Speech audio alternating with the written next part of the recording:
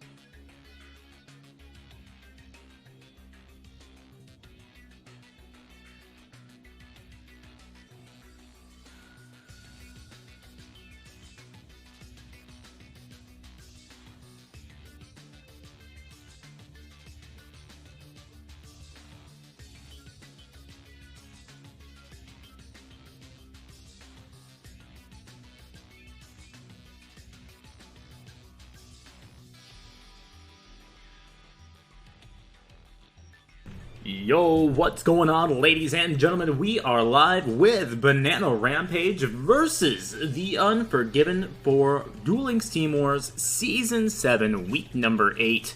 That's right, Radlup, we have 5 viewers currently. I guess the live notification hasn't gone out quite yet, but that is okay.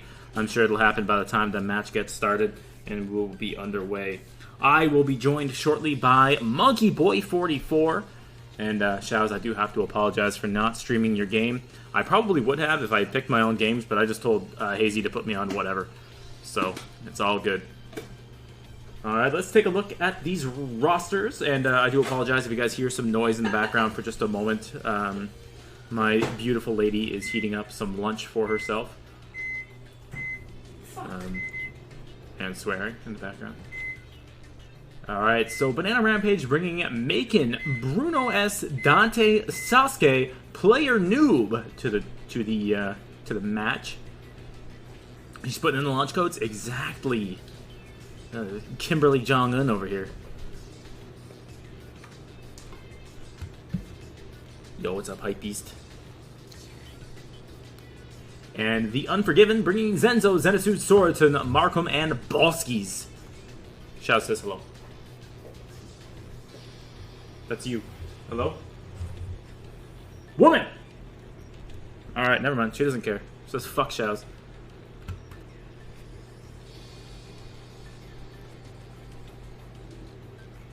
Alright, so apparently we are allowed to start. I'm still waiting on my monkey man. Our esteemed referee, Vinny, has not sent out the notification that the match is live. So, somebody's getting fired. That's it. He's hurting my stats. You imagine? Let's get started. We're underway. Let's go. Alright, we got Yami Yugi on the top. Aster on the bottom.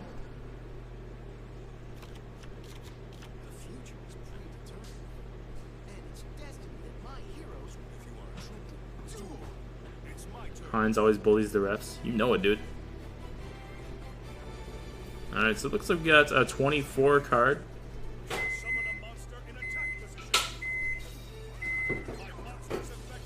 Yami Yugi, and it's going to be Alistair the Invoker with the Giant Poker, adding the invocation to the hand, and he is going straight up into the invoked Kaliga.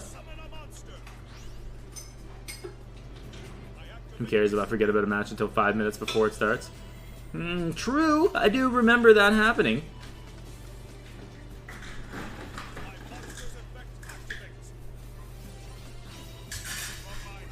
I can change their names, hypebeast. I'm in charge. I can do whatever I want. Heck it. Heck it.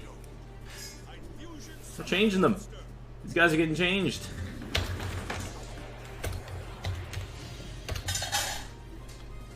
Bop. Also, Vinny did the announcement like 5 minutes ago. Are you kidding me? Are you kidding? Let me see this. Live matches. Oh, we did. Look at that. What a good boy. All right. All right.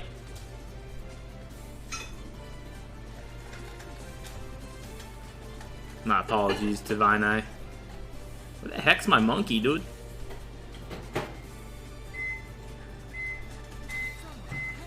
Herald of the Abyss, he's got Dirty Harry straight off the bat, dude. Oh yeah, who's playing? It's Bruno on the bottom and Zenzo on the top.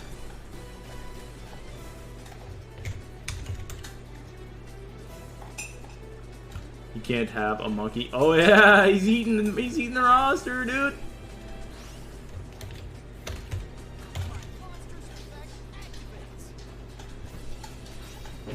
And we got heroes popping off. Ferris doing stuff. Man, I have not seen heroes playing.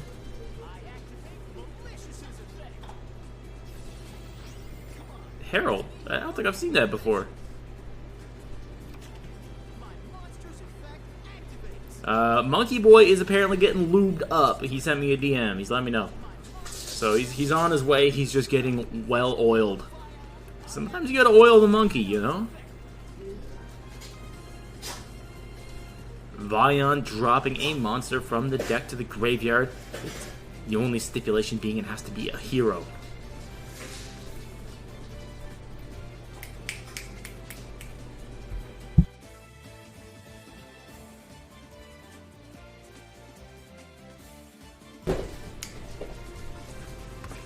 Alright, that is Luca saying hello. Destiny Hero Celestial going to the graveyard. And he's using Bring It, dude! Here comes Plasma!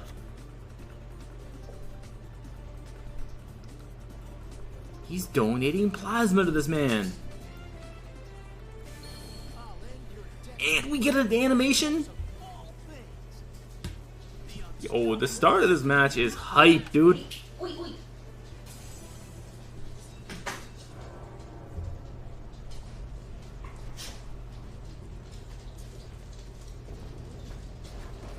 Dude, he's gonna suck his cockitis. There he goes! And he's not gonna give him Destiny draw sets. One card in the back, Invocazione. Oh, man. Oh, man. Monkey Boy is gonna be so upset that he missed this match. Oh, dude.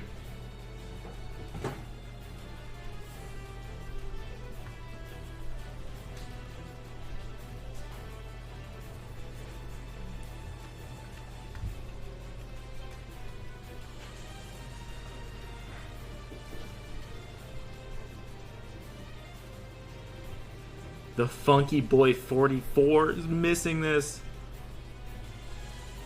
On my stream, heroes summoned Plasma versus a single Amatrix, and then the Crystron player activated Ultimate Providence.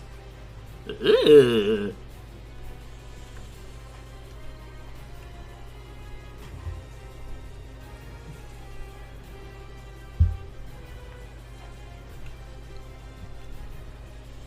Nice self-promo, by the way, Radlup. Oh, by the way, I just casually saying I stream too. Guys, give me attention. That's Radlup, by the way. That's what he sounds like. But no, seriously, if you guys haven't already, hit Radlup's name right there. Check out his channel. Give him a follow. He does stuff. Oh, he does all kinds of stuff. Oh, yeah. Palace of the Elemental Lords and Cosmic Cyclone.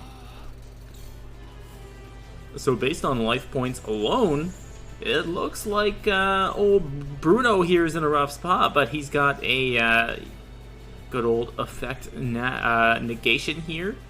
So that Alistair the Invoker in the hand, not going to be looking too good here versus the D Hero Plasma. And also got to point out that there is a potential draw too. And here comes Stratos. Stratos might opt to not even use his effect here just to get that draw too. Oh, he is going to. He's going to destroy spells and traps. He's going to hit the Cockadus. He's going to hit the cock and tits. And now he's going to slurp up that Alistair the Invoker with the giant poker that we do know is set. Yo, what's up? 101010110101010. What's good, my guy?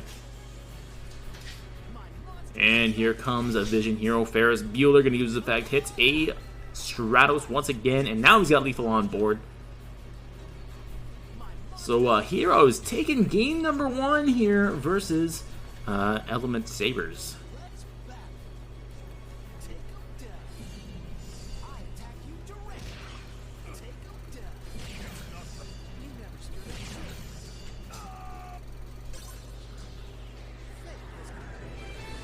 Alright, Banana Rampage taking game number 1 by way of Bruno.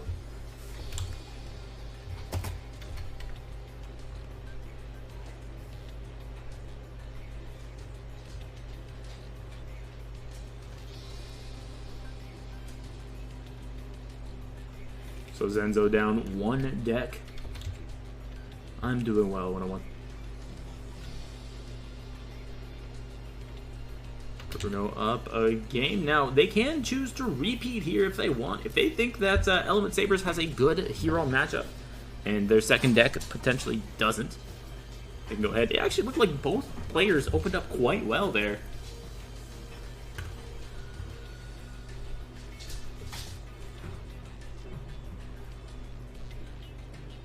It'll be interesting to see how they proceed. Keep in mind that both teams do have a timer of 15 minutes that they can use between games. If they use up their timer, they do get a game loss. Well, a deck loss anyway.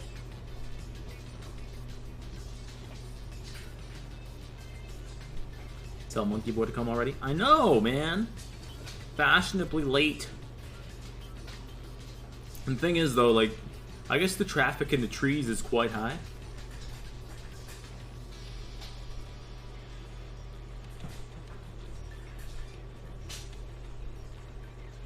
So, you know, he's got to wait for the vines to open up so he can swing in.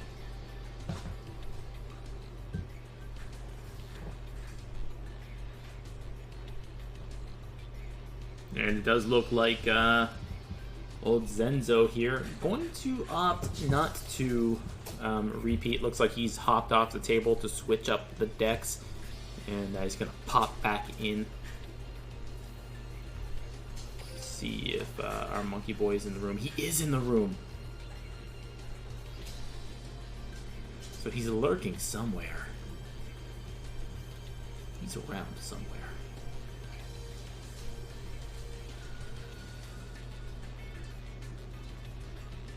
Once again, I do want to give a big shout out to our esteemed referee for the match. We got Vinny doing all the hard mod work in the back. Hard refereeing. He's got a striped shirt on and his whistle ready to blow. And we got game number 2. Let's go. Hey, it's me, your whistle. You can count the pixels on my stream. You what? That's weird. Everything should be good.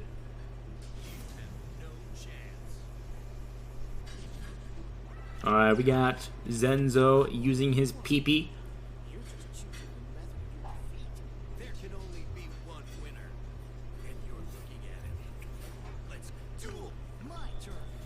Yo, what's up, Eric? How you doing?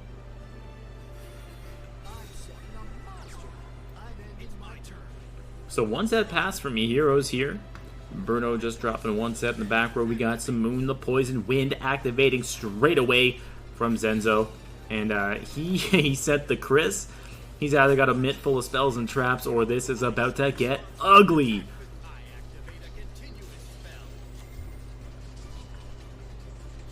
And he adds Gale. Oh yeah, it's about to be ugly. Here comes Zephyros, the Elite. You guys have seen my face before. You know I know a thing or two about ugly. I'm an expert. Zephyros going to get another search for any Blackwing monster with 1800 or fewer attack points.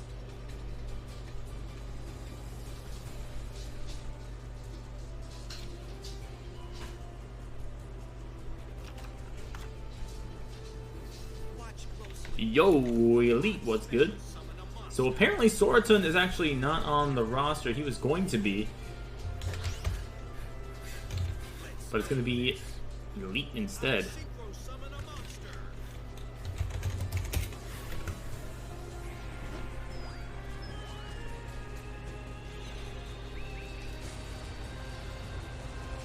Karai, the rain shower coming through. Popping the face down. It was an increase. And here comes the Gale.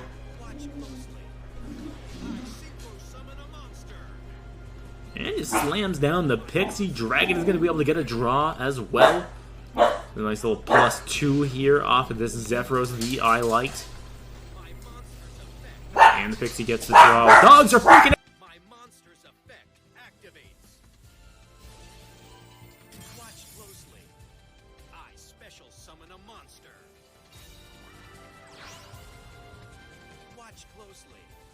It's alright, I beat the crap out of them, they're fine. Obsidian Hawk Joe! Oh, he's got 3 synchros, dude! Enough, guys, stop. I'll turn you into soup. I'll do it! Oh, no. Got an Australian Shepherd who has way too much energy. And that's going to be game tying up the score. The Unforgiven getting the game back. Zenzo doing the dang thing.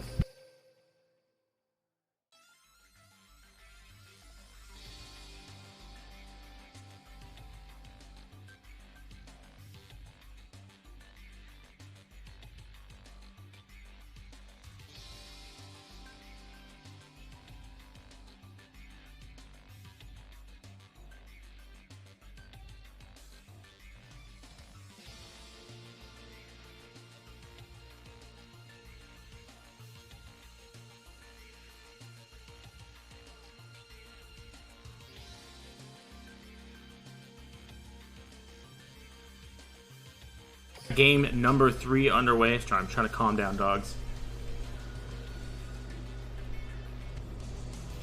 Hello, hello. Oh my gosh. How are you? Oh, Hi, guy. I'm doing so well. Oh my god, my monkey is here. No, what's up, my guy? I'm good. I was doing some audio troubleshooting, so let me know if I sound like junk, because I'm not sure if I solved any of my issues, but nonetheless, here I am. Well, you know, every time I hear your voice, I do think about your junk, but you don't sound like junk. Okay. I like all of that answer. That's great. No, you sound great. I think I might have to turn you down a little bit for the stream due to the issues that I had last week. I think I had you cranked up to obscene levels of audio, so they might be a bit deafened, so I'm going to lower you just a little bit. Hopefully I'm hurting people right now. That's usually my goal when I co-cast. Try to make you cringe one way or another. This time it's through just audio levels, kind of brute force. Yeah, my brain's a little bit slow, so I'm just going to deafen you. Cool. No worries. Alright, all set. Oh, cool. Hey, we got Witchcrafters, dude! Okay. Little 1-1 action, some Witchcrafters coming in. Unfortunately, Bruno did win with his hero deck, and I say unfortunately because he's going up against Blackwings with Witchcrafters, which I'm not an expert, but I've heard that is their absolute worst matchup. Generally, yeah. I mean, it's possible for Witchcrafters to win, but it's going to be pretty predicated on a really bad Blackwing hand. So we'll see how they open up. Blackwing's going second is very much ideal. They get that extra card as shown here by the top decked, well, second Simoon, which is not the worst because it means you can discard or banish the other one. Looks like no follow-up Whirlwind, so just going to be 1 search per normal summon. See what he goes for. Probably a Zephyros if he doesn't already have it. Going straight for a Roshi as his first search. Going into Chris for his second normal summon. Interesting choice. Okay. And Gale.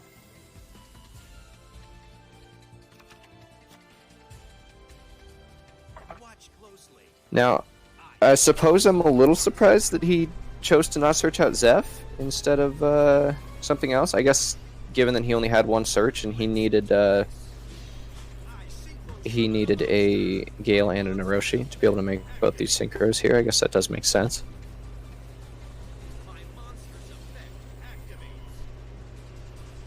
So this will force the Putor effect right now. He did have to use a Cosmic Cyclone earlier. I was going to say it might suggest that... Oh, okay, never mind. Well, let's not even talk about it. Oh, gosh. Okay. And he opts to send the Raikiri to the graveyard, knowing that he's going to have... access to a Joe coming up very shortly. Who's Joe? Hardly know him. Obsidian Hawk Joe is the rumor. You're supposed to say, Joe Mama, got him! Oh, no. That's what you're supposed to say, but that's okay. That was... I don't know about that layup or that setup. So, Fetiguap in the chat, he's asking why everybody's names start with a Z, and the question, the answer to that is simple. Go on. Oh, sorry, I thought that was... We're ready. Hypebeast said everybody's name should start with a Z, so I changed everybody's name. So the last two players there are Zolskis, and then Markon, and then Z Elite is actually just Elite. But that's okay. We're all set up here. All right, so that works. That was a win from Zenzo here. So he's going to go up to 2-1 on the scoreboard, moving the score for the Unforgiven to 2-1, giving them that counter deck advantage. Nice and early, and I also made that 2 extremely small. Weird. That's a really tiny 2. That might be too big now. Too big. Oh, the terrible puns. They begin. Alright.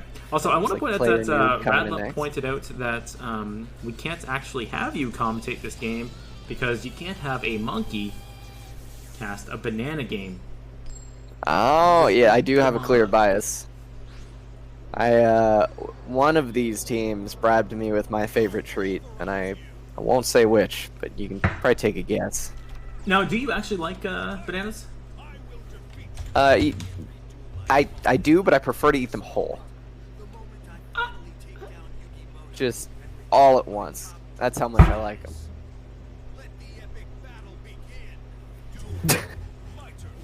One second.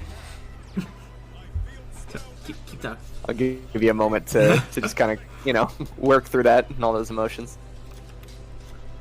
Is it hot in here? I mean, a little warm, I suppose a little toasty. Tell you, it's not hot in here yet from this Saber player, though. I mean, this is looking... Just throwing down a Malehu and a Palace. Probably going to heat up here very shortly next turn, though. I mean, with a double set against the African-American wings, as well as the Malehu Palace on board, I'm saying this looks ugly for Zenzo here. It looks real bad. That's probably a very worst scenario, is going second to Sabers with, like you said, Malehu Palace, double sets. I think the only thing worse would be a... any normal summons, there's no double summon. You can't force the double effect here from the Malehu. Abusing that once per turn status. So Zephyros here going to be flipped face down, and as you know, Monkey Boy, but maybe the chat doesn't, because let's be honest, they're not the brightest. They're dumb. They're dumb. Let's call them what they are. Yeah, I mean, no sense being euphemistic. No need for soft language. So you obviously cannot get a search. Not obvious to the chat, of course, because the aforementioned retardation. But the Black Whirlwind can't get a search because you need to have a read on that attack stat, and a face-down monster doesn't have attack. Exactly. That's why you can flip down, or alternatively, depending on your back row, pop a Blackwing monster, and they will not get that Whirlwind search. Now, Zephyros is one of several Blackwing cards that's better to flip down than it is to pop or attempt to pop. Because Zephyros can come back onto the field. Chris the Crack of Dawn just won't be popped by back row the first time per turn. So ideally, this is a great use case for Malehu right there. Yeah, I'd say in a situation for the players that need a little bit of coaching in the chat, especially because again we've touched on their low IQ status. They can barely breathe. Yeah, I mean, operating their fingers 2 at a time is difficult for these guys. That's a bit much to ask. Oh my lord. Oh, the Alistair as well. I was gonna say, in a situation where they have that Chris and you have something that can pop their monster, and the effect of a spell trap, maybe just wait for the tuner. Yep, I'd agree on that as well. Stop the tuner. Pop that, reduce chances of an actual synchro play happening. And we do see this invocation go off. He opted not even to change the element of that Nalu in the grave, so it looks like he's not going to try to push for lethal here with a potential Purgatrio.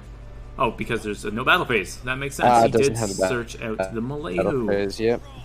See, now this is why I'm going to go and relegate myself defensively for now. To chat status. I am now. We're not much brighter. All right, we're smarter. Let's be clear, but not much. Yeah, exactly. Even goats like us can miss a thing or two. Or 12, depending on the duel. This is true. But yeah, playing as defensively as he can, just setting up that Casitas, knowing that one way or another, Malehu will be able to send another monster to grave next turn, so getting access to Purgatrio will not be an issue as long as Necro Valley does not hit the field. Does flip up the Zephyros, opts to not flip it back down, puts a Gale onto field now. Yeah, I would say probably a wise move not to flip down the Zeph there. Obviously, it did change its battle position, but the normal summon hasn't been committed to, and really no sense in burning your card's effects when your opponent still has potential searches and tuners available to them. Putting the tuner face down does seem like a wise option. Yeah, player new beat me to it, but I was going to call that out. That's even though it's not the normal summon, it's probably one of the best options. There's only 2 other Gales left in the deck, and that's really the only monsters he could possibly synchro with on the current board he has now. So unless there's another Gale in hand, which there is, okay. But that would be his only potential route to synchro. So Gale summon resolving. Going to reduce some attack of Malehu here. Makes you kind of start to wonder a little bit about what back row there may or may not be face down from the side of player noob.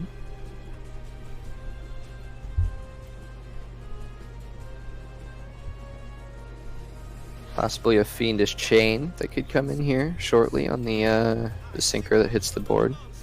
Ancient Fairy Dragon, a very threatening effect, will be showing up here very shortly. Potentially destroying field spells, which would get rid of Palace, which is devastating on its own.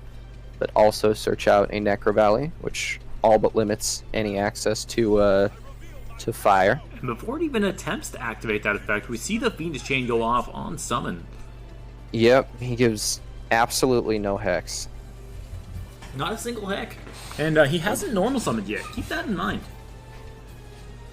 Yeah, very true. Now, that being said, the board is clogged, so though he can normal summon and can still get a search from that, there's really no synchro plays left to be made until something on the board disappears. What if he has a level 5 tuner? Then he could make thing. Oh, he just had the Necro Valley in the hand. It wasn't even going to be a search. Oh my god. Okay, now see, this gets dramatically more difficult right now. There are still a few things working in the potential favor of player noob, or a few ways he can still make some plays happen here. Casitas, even in its current form, can potentially, with an Alistair discard, can potentially boost over Ancient Fairy. A non-halved Malehu can start to, well, actually probably not get over Ancient Fairy, but can get over most of the other monsters that he would put out. And with enough boosts. Destroying that Malehu will be boosting up that Casitas as well. Yep. But, an important thing to note about Necro Valley is that you can't actually use the effect of the Element Sabers in the grave to change attributes. So it does make the threat of a Purgatrio, much smaller. Yeah, well, really non-existent because the limit one of Casitas or Fire means that since we see Casitas here, there's absolutely no access that he has to Purgatrio unless he's able to get like an Unending to pop this Necro Valley, or potentially, I guess, like a Galaxy. Well, not a Galaxy Cyclone. Yeah, That'd have to be banished from grave. Yep. Now, you could use something like, say, Bad Aim. That has been something I have seen in the past. It's popped up a little bit more recently. Yep.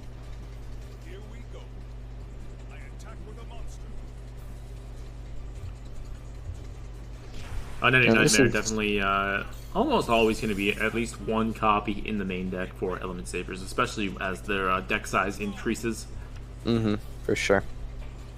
Now this is interesting because opts to not do a whole ton of swinging or to unclog a whole lot of board space. Opts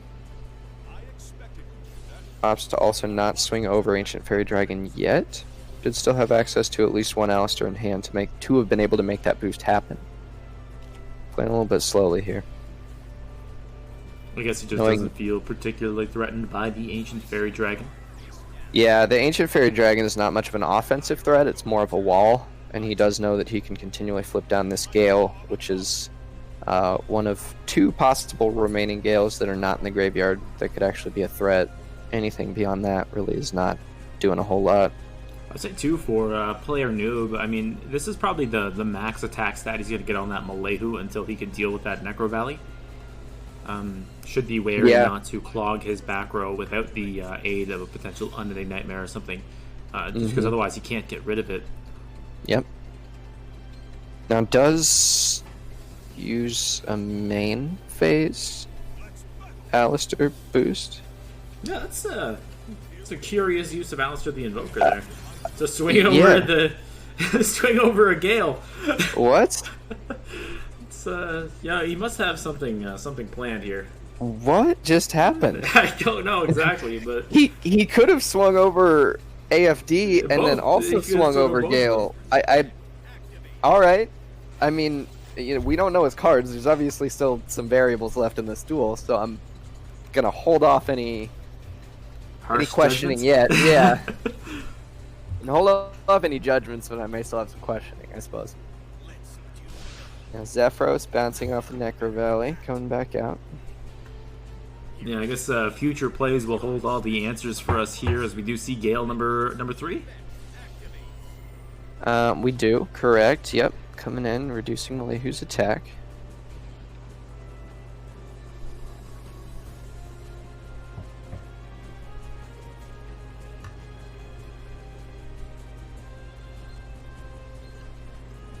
Ready for some top tier Heinz observation? The entire board of Zenzo now has wings. Very important. Yeah, Fictinium in the chat, what's good? Thank you for those inside times. I appreciate them. Chai derived the Rain Sprankling, dude. Yep, Chidori coming out.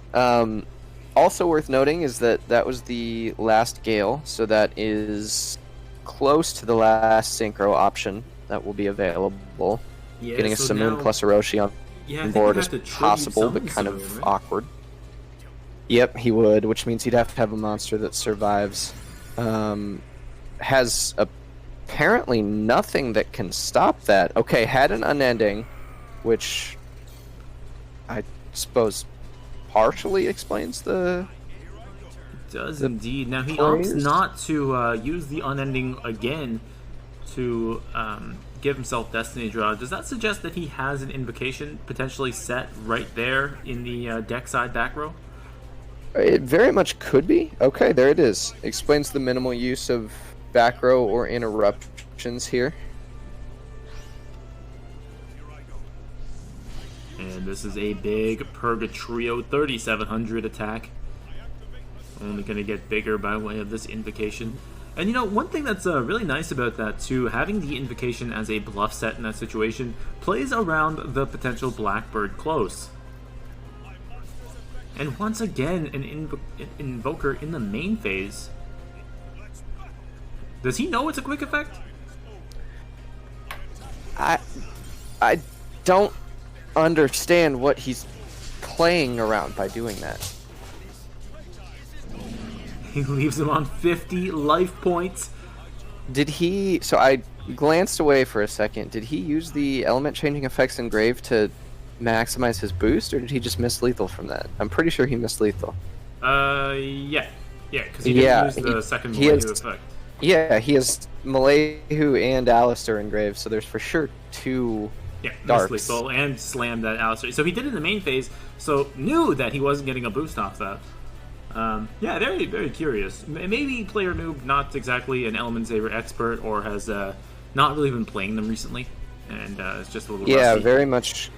very much could be the case. Or I suppose could be pretty low on time by this point. That is possible as well. Yeah, it's not too often that this matchup actually ends up going to turn 10, and we do see a floodgate on a lone Orochi that was probably there for a bit of honorable Sudoku, to be honest. Mm-hmm. It's not like he was getting a search off that.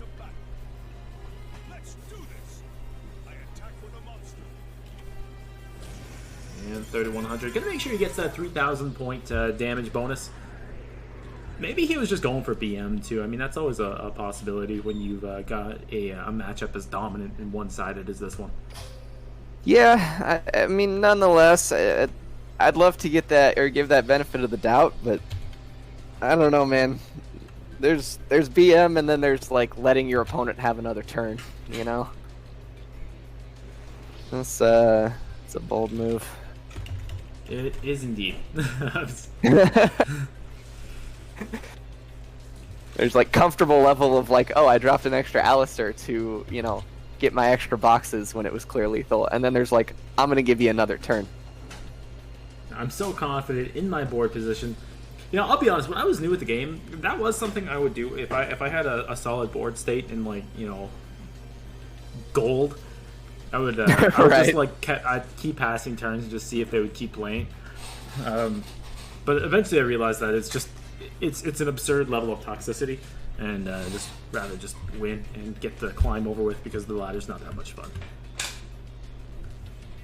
And we have Elite coming in for the Unforgiven, and he came in pretty quick, so I'm going to assume that he's got a pretty good counter deck here. Curious what we've got. Heinz, at what point do you think the ladder stopped being fun? Because it used to be pretty fun. Let's call it what it is. I'd say right about the time that For Hire came out. Maybe Cyber Angels. I think it was for sure still fun past like the Cyber Angel era. Yeah. For Hire may have been a thing. I think in my mind, a couple of the things were when they progressively reduced the skill cap of like what it takes to be higher. Oh yeah, ranks. when they really they took out the D ranks and plat and everything, and now like you're climbing through legend and you're playing against like gold level players. You're just like they slowly made those changes like one after another, kind of month over month, and they made it to a point where you're just basically like throttled up to King of Games, whether you're winning or losing almost. And then I think the other thing is actually that eventually our card pool got large enough to where there are enough King of Games viable strategies. Again, only King of Games viable, not good, but like King of Games viable, especially on a ladder where like you're just throttled upward, that like you're just playing against so much junk. Yeah, a lot of randomness that makes it kind of a trudge to get through. Yeah. Like it's not like it's difficult, it's just annoying because like it's just random trash, yeah. It doesn't feel like competitive. It used to be a somewhat consolidated meta. I mean, you'd play like you'd play a few consistent rogue decks, you'd run into like some maybe like beat down hazy or like, I don't know. But that is like an example of like a deck that would always pop up as like rogue, but sort of viable. Yeah, like, but it'd be a few consolidated I did say that when Cyber Angels came out, it might have dropped the fun a little bit, and I think it didn't drop the fun, it just lowered the variation so significantly. But actually, I misspoke, because I did have a lot of fun, because in that meta, I played a 3-star demotion Horus deck, which was extremely fun. And it countered both Cyber Angels, and I had Tex in it. It was when Chaos Hunter first came out, and it was very good against ninjas, as long as you had any kind of damage step card to get through the Black Dragon Ninja. Yep. So it was a lot of fun. I really did enjoy that. Yeah, you used to be able to build around like a consistent meta, which means that like if you want to play meta, then you know what you're getting into with those matchups, or if you want to build like a a one-off rogue deck, like you're almost always playing against the same like consolidated handful of decks. But now like you just throw some cards into a deck and hope that they special summon enough and beat down enough to get some wins here and there. I do want to point out here that Elite actually set a Cosmic Cyclone and an Illusion Magic, now adding 2 Dark Magicians to the hand. The Dark Magical Circle actually ended up adding another circle, and I wonder if he's going to use it now to dig for that navigation. Okay, so Resline also in the chat, I want to just ask what was going on here. So, calling Tiny Timmy's hard-earned Super Heavy's trash? Did we do that? I mean, I never directly called out Super Heavy Sam's, all right? But is that the random trash that we were kind of getting at? I mean, it's part of the random trash, maybe, possibly. Okay. Victinium said I tried to make the no excuses skill viable for the past 2 hours, but you just can't play fun decks anymore. True. Yeah, like I kind of agree with what you were saying though. Like the meta is so like diverse that you can't make an anti-meta deck. It just doesn't exist. You just have to play one of the essentially pre-built box decks. There's no real variation, no creativity like the Banished Control with like Armades and everything that came out of that one KC Cup. Things like that. Well, the meta itself right now is very diverse, which personally I prefer slightly more consolidated metas. But even like the non-meta, like the just where you run into on the King of Games ladder is so diverse, just strictly from like the very, very large card pool that we have right now. Like we eventually hit a point where like you can piece together enough random things, or there's enough like decks that can win if they just do their inconsistent thing, that like you just run into a bunch of random kind of whatever. Super Heavy Samurai double attacking 2600. Yeah, or like you'll still take the occasional L to like Ancient Gears because you happen to be running a back row heavy deck that isn't fast, and they use 2 double cyclones on you or something, Yeah, man. Hey, Ancient Gears is one of those decks. It doesn't matter what the meta is. If they open up correct, they will sack you turn 2 every single time. Yeah, I mean, if they just, manage to blow out all your back row and swing with unrespondable 3k attacks, then, it's going to win. 60% of the time, all the time. That's all you need to hit King of Games. Genuinely is, though. I know. Element. It's Element Sabers. Really Who cares? Who cares? It's Element Sabers versus Dark Magician. What are we going to do? Yeah, well, Element Saber's staring down a Dark not very circle. threatening board from Dark Magician right now. Whoa! A floodgate trap hole! Whoa! What are we going to do? Dark Magician hard bricked. Element Saber's doing Element Saber's things. Flipping up looks like they're going to go for lethal right here. Wait, he set and then searched the invocation? That works. I guess because he doesn't have a fusion. Oh, we got Sphere Karibo for lethal! Oh my lord, yes, please! Oh no, he didn't save it for the final attack though. That's such a bummer. Is there... Hey, did he literally test for Sphere Karibo with Sphere Karibo? What a legend. Alright, player noob taking the win. He is 2-0. This guy. Alright, well I would venture a guess that we may see a repeat incoming. Could be wrong.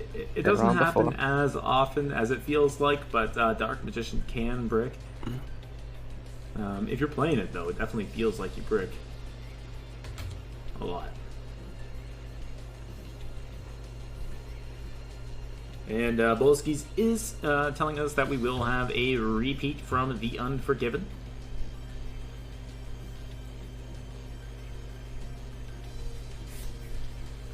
And it's now 3-2 on the scoreboard in favor of a Banana Rampage. I know that makes you happy, Monkey Boy, as a big Banana fan. Heck yeah, brother. Go. Anything banana related, or any... If there was like an Ape Escape team, I'd root for them. Ape Escape? Now, is this... Is this a little bit of foreshadowing that Monkey Boy is going to make his own team called the Ape Escape, the Great Ape Escape? It was the legendary team that never was, that could have been formed by me and Harambe back when he was a player. You know? I see. Not that there was ever any real talk about that, but, you know, I've always had that back in my thought head of, like, man, we could team up and make an ape-based team. Fetty Guap in the chat saying, it feels like this has been going on for hours, and these guys are just 2-2, 3-2, you know, whatever. Now, that's just the appeal of Heinz Ketchum stream. It might not be long, but it feels like forever. We just drag on. And we do see the unending nightmare popping that Dark Magical Circle. So Player Noob kind of opening up exactly what you want when you're playing against Dark Magician using Element Sabers. And out for that Dark Magical Circle, so important. Doesn't allow your opponent to go +1. Mm-hmm. And he can give himself Destiny Draw as well, while his opponent has a 4-card hand.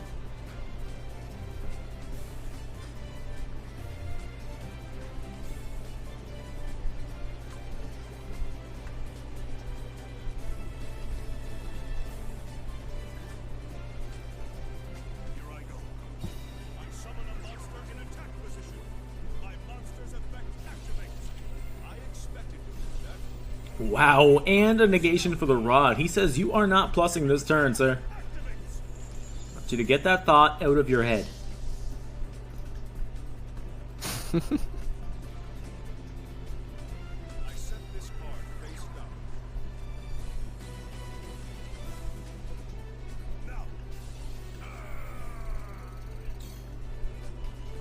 And opts to pop the Fiendish Chain.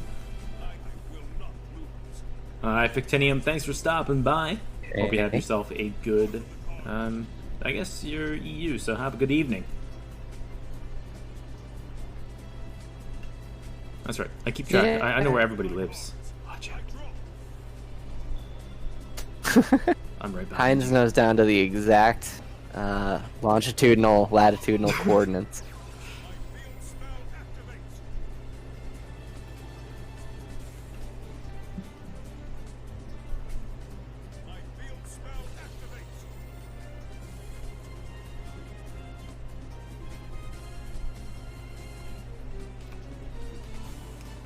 Very well played here from Player Noob, opting to use the Palace of the Elemental Lord to grab his lap. Radlup, you live in New York City.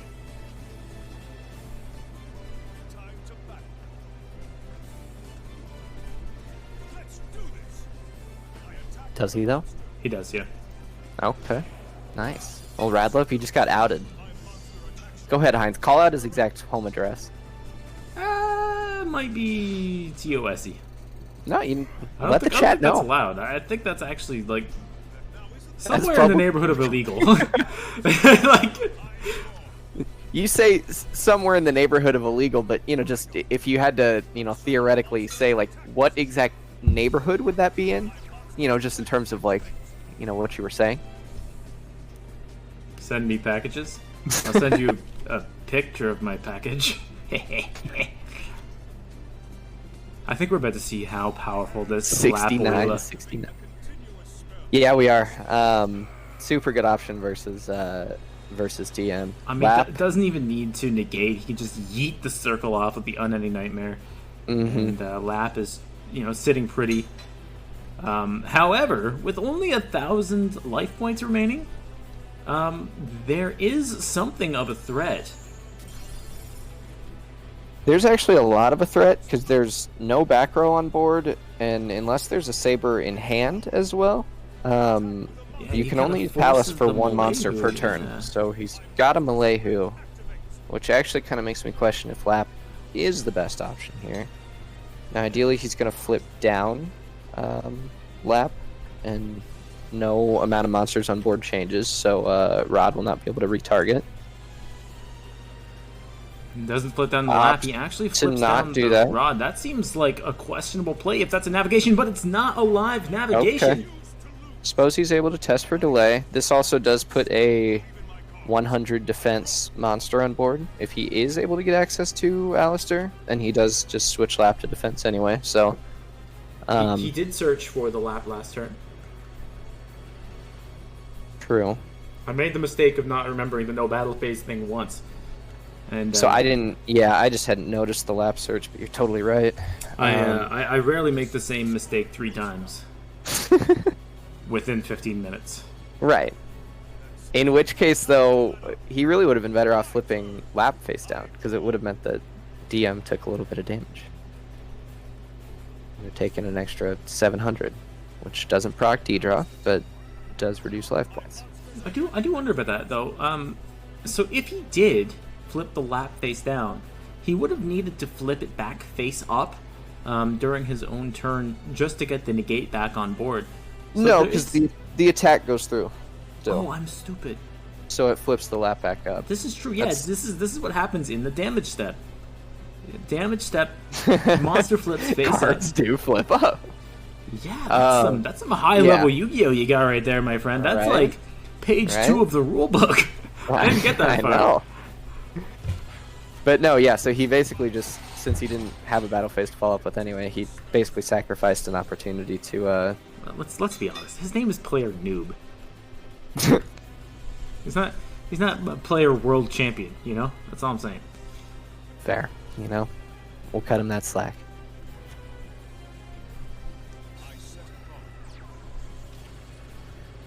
Ooh, double rod in the face-up attack positione.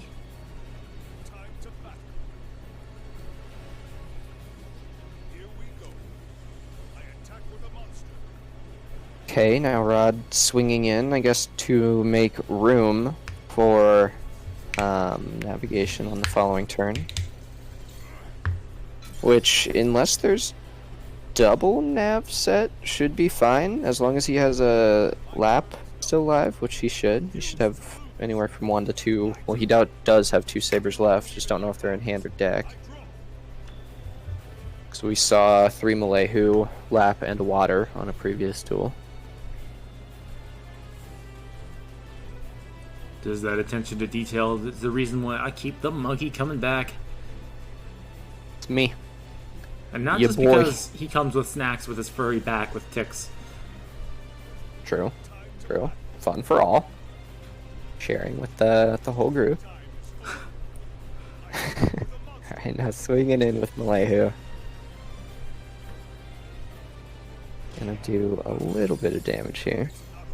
Still not proccing that D-draw. Exactly, which is ideal. Oh, and it was a Magician Navigation set, so he must have top-decked a Dark Magician somewhere along the line. Well, so that was the... Correct me if I'm wrong, this actually is something I just may have not noticed. There's definitely that was the old two set, wasn't it? Yeah. Because he searched a nav, which is the other one, yep. So that's what I'm saying, like, this must be that he didn't have a Dark Magician in hand, so he must have top-decked it at some point. Yeah.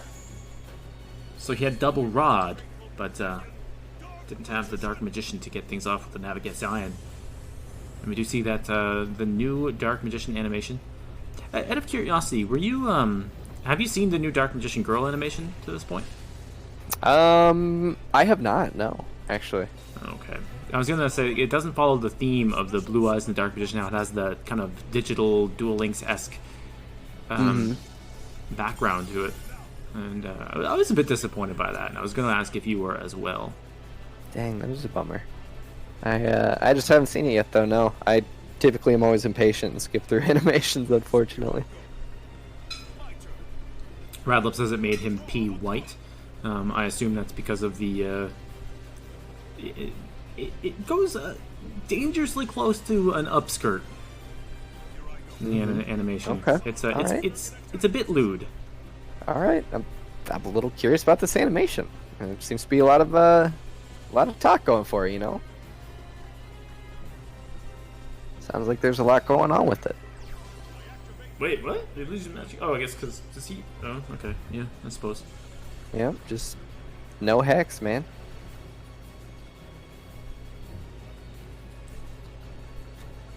No, that should allow for I don't think he's used Master Dark Legion's effect yet, so. Sadzag4, thank you very much for the follow. Appreciate that very much. Hopefully you're enjoying this hot Team Wars action. Close the duel, show them the animation, says Betty. Says, who cares about Team Wars? Hey, Radla, with that hard modulator work, dude. He's pulling it up, man. I'll tell you, casters may not be, as Rosaline said, simping over the DMG animation, but chat sure is. I always count on them from that. Repeat here, paying off for Elite. Going to go 1-1 on the scoreboard and tie things up 3-3. Did you click that link? I am watching it right now. Oh, okay, cool. You know, it's what it is.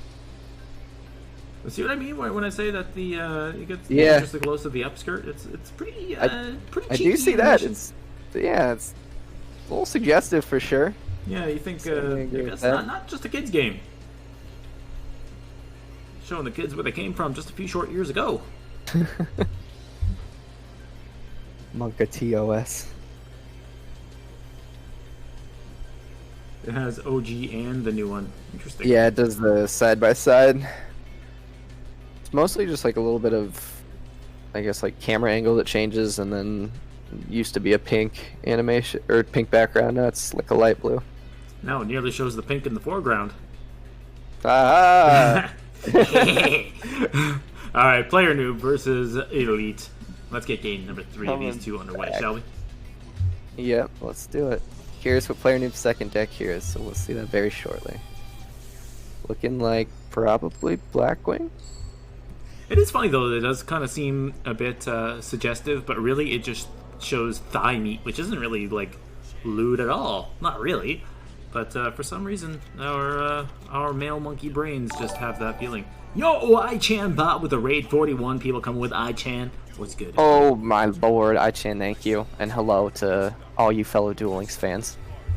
Welcome to the I-Chan simps.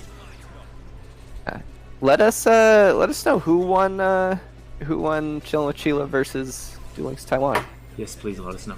And how did that one shake out score-wise? DLTW Duel Links apparently Taiwan. won. Wayne Okay. can't carry every week? What the heck? Do any of you guys remember the score that finished out? They destroyed them? No specific score information yet, but they destroyed them. That's rough. I will. It was a 10-4 score. Only 2 players needed to play. That seems like 3 players would have needed to play. Technically 3, yes, but still, nonetheless, I appreciate the info. And yes, it sounds like one team did get destroyed, unfortunately. And NEO also defeated Sun Clan 10-7. I think that is the only 2 matches that I don't have scrolling on that ticker. So nice. Update that for you guys in the chat. And thank you in the chat for helping us out, Luke Ace. Yeah, appreciate it.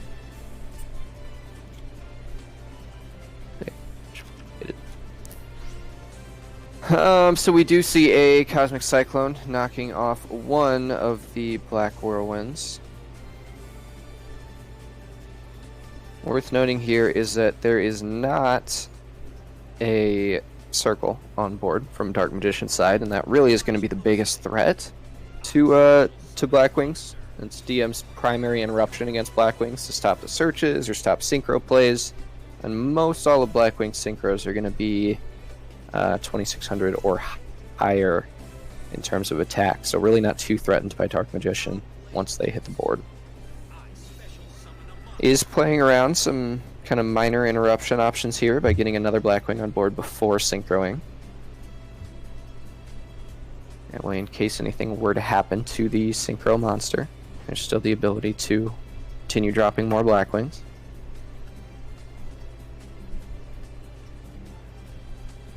Fetty Guap in the chat saying DSOD Taya, yeah, is like that girl in high school who was mid, then glowed up in college. Nobody was simping for Taya back in them 4Kids days. Very true.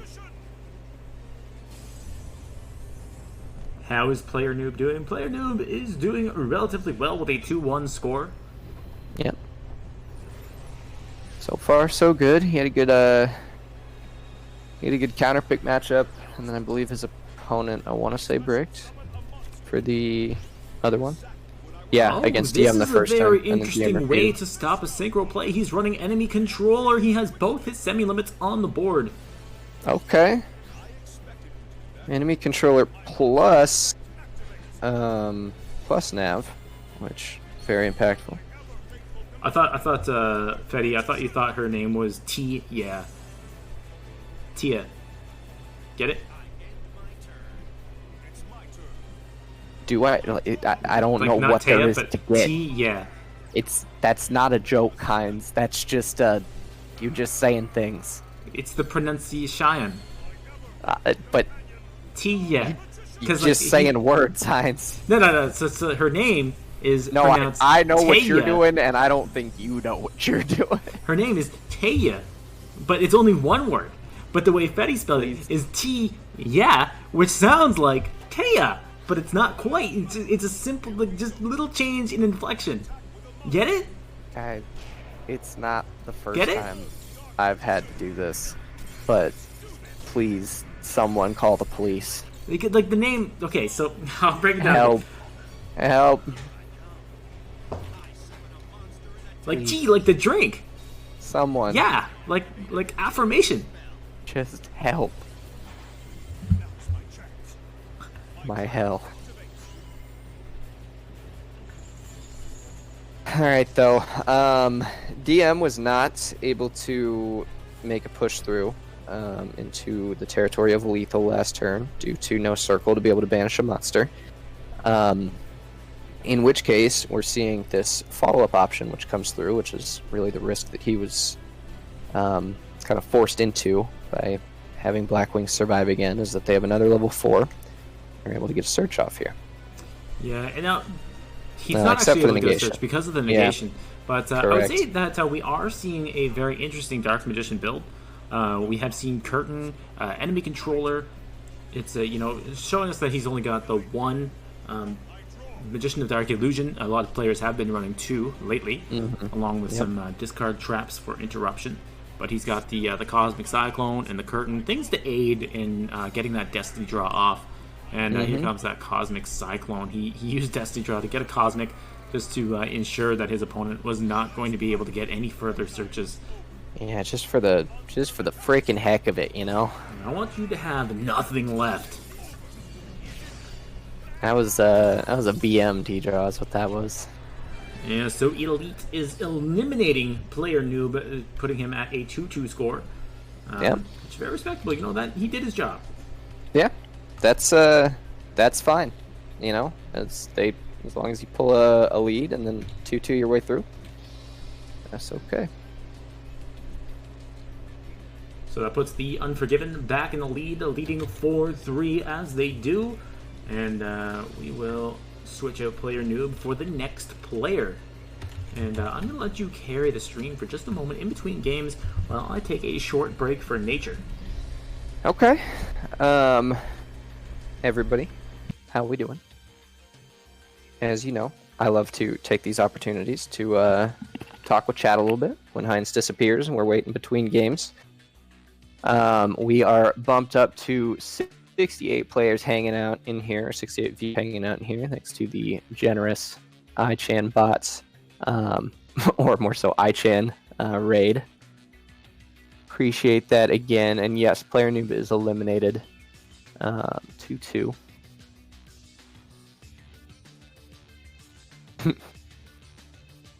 Anybody throw me some recommendations on who you, or not recommendations, but predictions, I guess, on who you guys think is going to take this this war, though. Always curious. I know it's early, but like early is obviously when you maybe have to make the prediction for it to be an insightful one.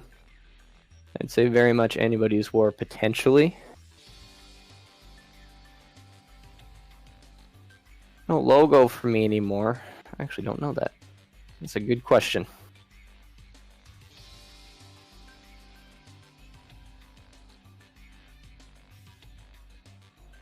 Oh no. So there was a spectate, and then I think somebody jumped off the table. So we're not going to be able to spectate this. So you guys are in for, little bit of an extended session with me and Heinz as we hang out in the duel room. Maybe we'll get some street replays going for you guys. Hi, Chan. No, miss you, Hi, Chan. Long time no cast. I typically get lazy about my casting, but Heinz is really good about hitting me up and being like, hey, I want you on these dates. And I say, you know what? Clear my calendar. I am... Oh, maybe? Thought we had Heinz back for a moment. I was just listening. No, yeah. Aw. I was going to tell chat, there may be another Heinz Monkey cast coming for you guys later today. Oh, that would be cool. How would that happen? How would we get 2 in one day? Well, see, because Heinz is, everybody's favorite best caster of the year, and is a champ, and typically picks up multiple games in a week. And he invited everybody's favorite co-caster, or probably least favorite co-caster, Monkey Boy. No, Logan's the favorite. I'm the least favorite. Let's clarify. And I may be free later again tonight for a little round 2 for you guys, alongside with Heinz. And then Heinz, while you were gone, I do believe that they started this duel, and then somebody jumped tables to initiate the duel. So I believe that we're shadowed right now. That does make sense. So we're a podcast. We are a podcast. Everybody close your eyes and imagine 2 decks. We're not going to be very descriptive. We're not going to say what cards they are because we don't know. But 2 decks, right? Players drawing hands, playing cards. Oh, one player attacks. No. Attacks Crazy negated. play! He chained to his own card. Oh my gosh! My Drowning mirror force. Winged Dragon of Ra. I never thought I would see that in Team Wars.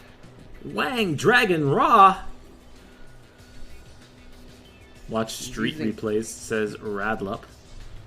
He's using Ra's Disciple and give and take? He's resolving the combo? No, but yeah, if you want to kick off a street replay, maybe we can figure out what the latest tier 0 meta spice is. Oh, I just got 40 gems, dude. Login bonus. Oh my... What? There's actually going to be 45 gems because the street replay is actually going to net us... Oh, I just got more gems from clicking the sign. Oh, environmental gems, dude.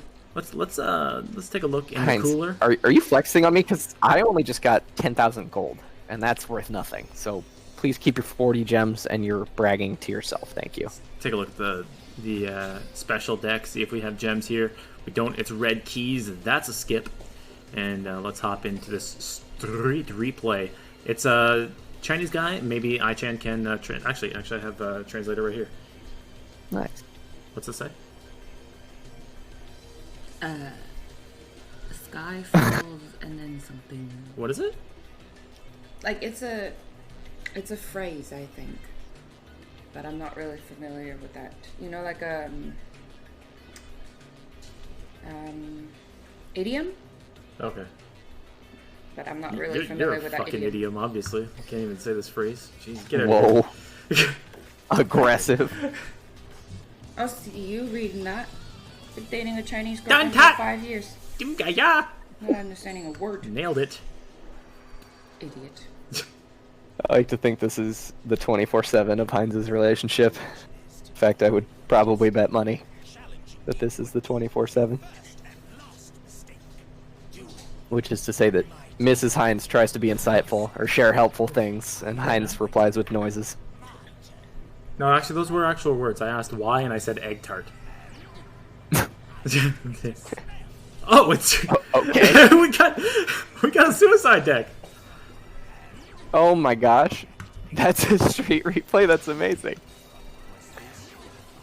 Alright, well, who do you guys think's gonna win? Wait, hold, what? Hieroglyph lithograph. What? Spartacus. It's a suicide deck, but also does effect damage to you?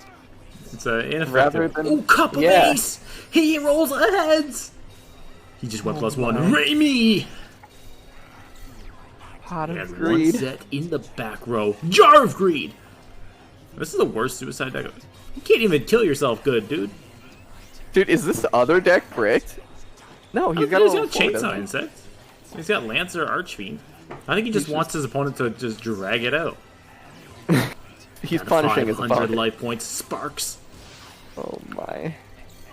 This guy's the helpline, dude. Chainsaw Insect coming out. 2400 attack. This guy over here is trying to talk him off the ledge. He's like, no, don't do it this way.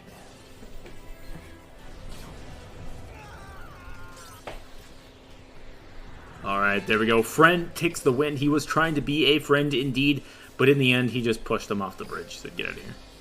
Close game. Very close game. Really could have gone either direction. This is the worst, most consistent deck I've seen. Like, it's a bad deck. It looks like an auto duel deck that's not very good, but like it does look, yeah. Yeah, I mean it doesn't look awful. I mean, it does look awful, but it doesn't look. It looks pretty bad. It's not like random gold trash that you typically see. Like, at least there are multiple copies of cards to try to make it. Yeah, that's fair. Actually, fun interaction I saw somebody do in the ladder once with Palladium, just while we're looking at it, and I think about it, is you can actually draw sense. Palladium's a light, I believe. Yeah. You can draw sense light or draw sense high level, or depending on however your deck's built up. And if you use that skill and you draw sense into Palladium, you can actually just summon it right off the draw sense, which like makes absolute sense. But honestly, I could see that in very specific metas coming up. Yeah, it does seem like one of those cards that there are various cards like Chaos Hunter, like Palladium Oracle Mahad, that you can draw sense high level into if you're running, say, a synchro deck that uses a lot of low level monsters. Yeah. Like those kinds of cards can be very helpful against a deck that potentially runs all dark monsters, or banishes a lot of cards, or say Jinzo as something like a trap. Against the trap deck. We did see Destiny draw Jinzo in Dark Lords. Dark Lords could go against us. So looks like the duel has been finished. Katsuro saying Banana Rampage is going to repeat. So Markin must have lost. Hopefully we can click on into this exactly duel replay. And I gotta find that blocker. There we go. But no, the cool thing about the draw sense Palladium is that since Palladium special summons itself on draw, it's just an immediate like draw sense special summoned automatically for free 5k versus dark monster, which it's kind of cool. We're in a dark heavy meta.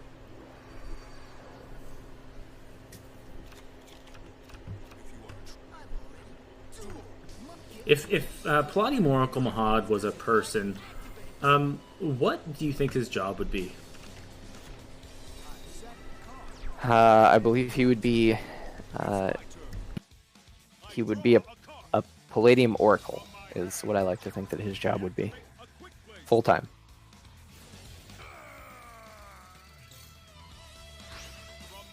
He's no part-timer, He's willing to put in the work. I guess that makes sense.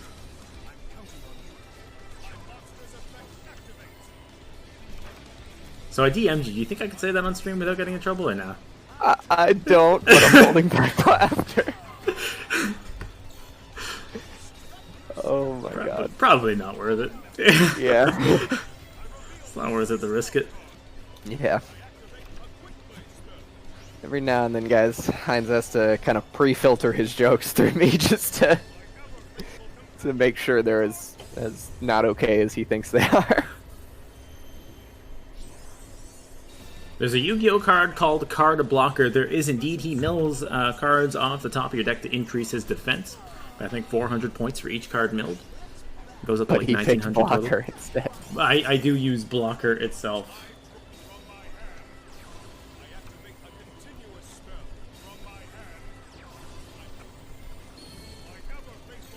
To be honest, that's probably not the worst joke I've ever DM'd you.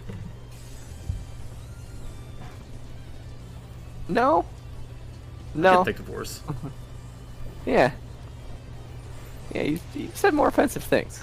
This one's more like, accurate but offensive. Yeah, it seems offensive, but it's really not. Like, yeah, you get in trouble with it because spicy. people are too stupid to understand what it's about.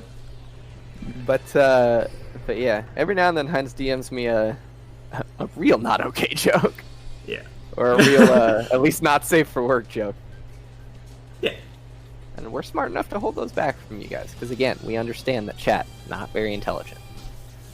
Alright, so we do see that Elite took the W on that one with the heroes, right? I am... So I had to join in late, so I can't tell if my game is catching up or if it's just... if something happened on yours. I'll watch the thing, and, okay, let me... Oh, you watched the replay. Okay, I'm watching the live one. I was like, why are we this desynced? I see. Because I hit the point in my, like, catch-up from spectating slightly late to where it was like cards were moving at normal pace. I'm sorry, did you say catch-up? You know. Well, you know, that just reminds me. If you guys would like a slew of ketchup-themed emotes, don't forget to hit the subscribe button right above the channel. You see it right above the stream. Go ahead and click that. They're good emotes, people. I recommend them. I did work hard in when I drew them. I do draw them by hand. So I do work pretty hard on them. They're not very good because I have no talent, but I do like them. You know. You know, Heinz, I'm only going to disagree with about half that. And, you know, I 100% agree. You have no talent. Okay. But somehow, through some miracle of you know, pure chance, you happen to make some pretty good emotes. I appreciate that. Yeah. Don't let it go to your head, though. You know, that's the nicest thing I'll ever say to you. Only the best of friends will lie to you like that. No, Heinz, I'm not lying. I truly mean that you have no talent. Oh, okay. Don't worry. I know it's easier to sleep at night if you think I am, but no. All of that statement was true. Emotes good, talent not there. Makes me wonder if you outsourced these emotes, you know? I didn't. I did, however, on my regular stream that hasn't happened in like 2 months. I did outsource my my overlay to the one and only Sharon, who also was a large part in making the overlay that we're using right now for Team War. So big shout out to her. She did an excellent job, and she did an excellent job on my, my own overlay as well. Yeah. Yeah, Sharon does awesome work. She's done some overlays. I know she's made. She made the Tier 0 logo as well as did all of our profile pics for us. I guess she's not all of her work is great. Yeah. No, honestly, actually, I really am a big fan of pretty much everything she's done, and that's why I approached her. And she was very, very nice, very easy to work with, easy to talk to, and she was very, very communicative in making sure that I had everything I wanted, and I was comfortable with every single thing she did. So I was very happy with everything she worked with. Yeah, Sharon's really cool. If you feel like your team needs a redesign on anything, I would recommend reaching out. I'm sure she'll probably make you an offer or something and produce some pretty quality stuff. She's great. Been in the community for a long time.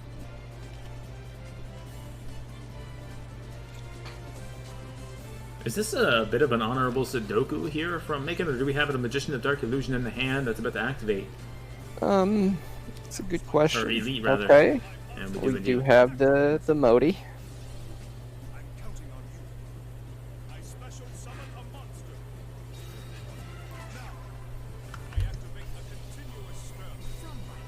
Oh, but that Cosmic Cyclone coming in clutch. Okay. So gonna save the Adorashan. Yep, and that's really one of the, I guess, Circle is one of the few threatening things to a 2800 hero. DM is very based on either beating things down with, 2500 or less attack, or Circle banishing the kind of problematic monsters. If I'm not mistaken, Circle added a Circle earlier, right? So he's got another one. This man's loaded on circles and channel points. That was a meta meme. He's got a lot of channel points, alright? He's about to flex them. This man's got more rings than Sonic as he uses the Dark Magical Circle to grab the navigation. Gets his GPS going. Oh, and a curtain! Oh, this repeat might not be looking so hot. Okay. Yeah, it's looking real tough.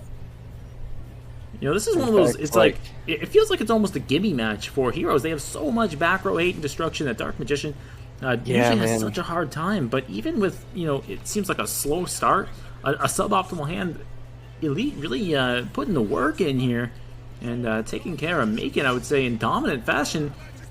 It's going to be really difficult to form a comeback here. Yeah, there's really not, I don't think any single card that Heroes could have at this point in the duel, based on what kind of resources they've already used, that would give them a win here. Take a little gander at that graveyard. I don't see a Celestial. Did he already use a draw? No, he didn't. He's just there's just no Celestial set up. He has used Malicious, though. He has used Diffusion. If he would have ripped like Mass Change, then that he wouldn't have had a monster for it. If he would have ripped a monster, he wouldn't have had a Mass Change for it. Can't go into like a Plasma or anything either. There's not enough monsters. There's really just no win condition. And there's the mask. And honestly, the Kaiku seems like it's almost a bit overkill now. Even if he had the Celestial, wouldn't be able to use it either. As he can't banish from the graveyard, and Kaiku going to go in for lethal as well as Elite getting a 2-0 there, which is pretty impressive, I would say. Yeah, especially versus what should be a typically very strong losing matchup. Yeah, I would say almost one of the closer, almost guaranteed counter decks.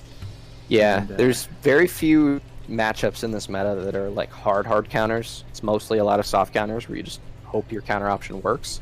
But Hero versus Dark Magician is pretty typically going to be a win for Hero. And every now and then Hero's going to open pretty weak or just not quite have enough. Yeah, it's funny. It's one of the metas I've seen that it seems like I've seen a lot of really solid players lose basically to matchups they probably should win, but they just brick. Like they just can't do anything about it. Yeah, and that happens. You see it with the scores of some teams that you look at the players and you're like, how do they have a losing record? Yeah. It's been happening. Yeah, that rings a little bit true for I'd like to think my team. A lot of typical tournament toppers and a lot of. I was thinking of mine, not yours. Your team trash. What the? Well, no, that's true as well. Tier 0? Like, who do they even have on their team? -1? Like monkeyboy? Like, oh my gosh. I hate those guys. They're both terrible.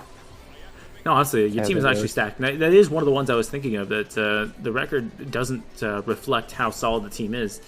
However, I will say that one team that is both consistent in win rate and player-for-player win rate would have to be Destiny Draw. They are performing exceptionally well, even in a turbulent meta such as this, and you got to give a big shout-out to them. Yeah, I will give them a shout-out as well. They just consistently do well every week. They're the only team in the league right now that's only one loss this far in. I think that one loss that they've had is the first loss that they've taken in this season and last combined. They, I believe, went XO the whole way through last season, if I'm not mistaken. They did. And won. First undefeated team for an entire season. Yeah. And they've only lost once this season, I believe. Yeah. So yeah, it's just that it's their one loss this season out of the last 2 seasons combined is their single only loss. Yeah, it's got to be something close to like 30-40 matches that they've gone with only one loss. It's absolutely absurd. It's a lot. And yeah, I mean, they've got the roster strength too. That's a team full of gold icons and players that have been to Worlds and whatnot. Yeah. So yeah, shout outs to them. Good people.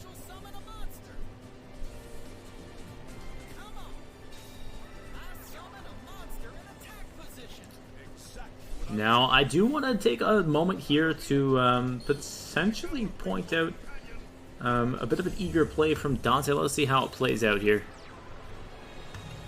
This is looks like he was setting up a Black Rose Dragon. He did use his Sylphefnir as well as committed to his normal summon. However, he did set up a Prezioidal, so he might not be completely spent yet. Although we do have the Kaiku, the Ghost Destroyer, will be preventing that Prezioidal from going off here. Yeah, as of now, looks like a pretty strong or pretty solid DM interruption. And that's really the biggest thing about Dark Magician, honestly, is the whole deck revolves around essentially like knowing how and when to interrupt your opponent. most of the plays in Dark Magician itself are not the most complicated thing by any means. Point out, though, we have the Machina Fortress, though. Yep. And he's using high as that bind. Yep. So see him most likely swing over the Kaiku here, which is going to be probably the largest threat. Or for the Dark DM, Magician. I suppose. Okay. Afraid of that Magician Navigation negation. You know, on his all the spells and traps he's got there. I was going to say I'm a little curious, but sure. But yeah, Dark Magician, biggest kind of thing to it is knowing when to interrupt your opponent, whether it be with a Circle Banish or a, well-timed use of Kaiku like we saw there, or ideally the combination of both. Ideally knowing kind of the bottleneck of most decks and their choke point.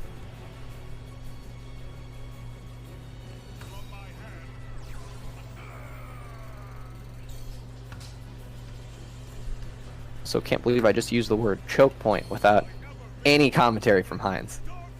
Yeah, I was actually lost in a train of thought, and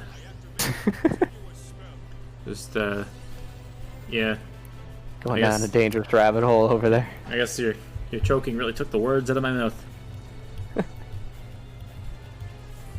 What I like to do. Anything for you, Heinz. Alright, now we do see Curtain being used, paying 1900 life points, dropping another DM onto field. And now the circle can target another card. Mm-hmm. Going to target the Stolf, knowing that will not allow it to summon another monster and float into something else. Knowing that he can crash DM into Machina Fortress, since it's not boosted by ties during Dark Magician's turn. Yeah, one thing about the Fortress, though, if it does go down by battle, it will get to pop a card on the field. We'll see how instrumental that is. Mm-hmm.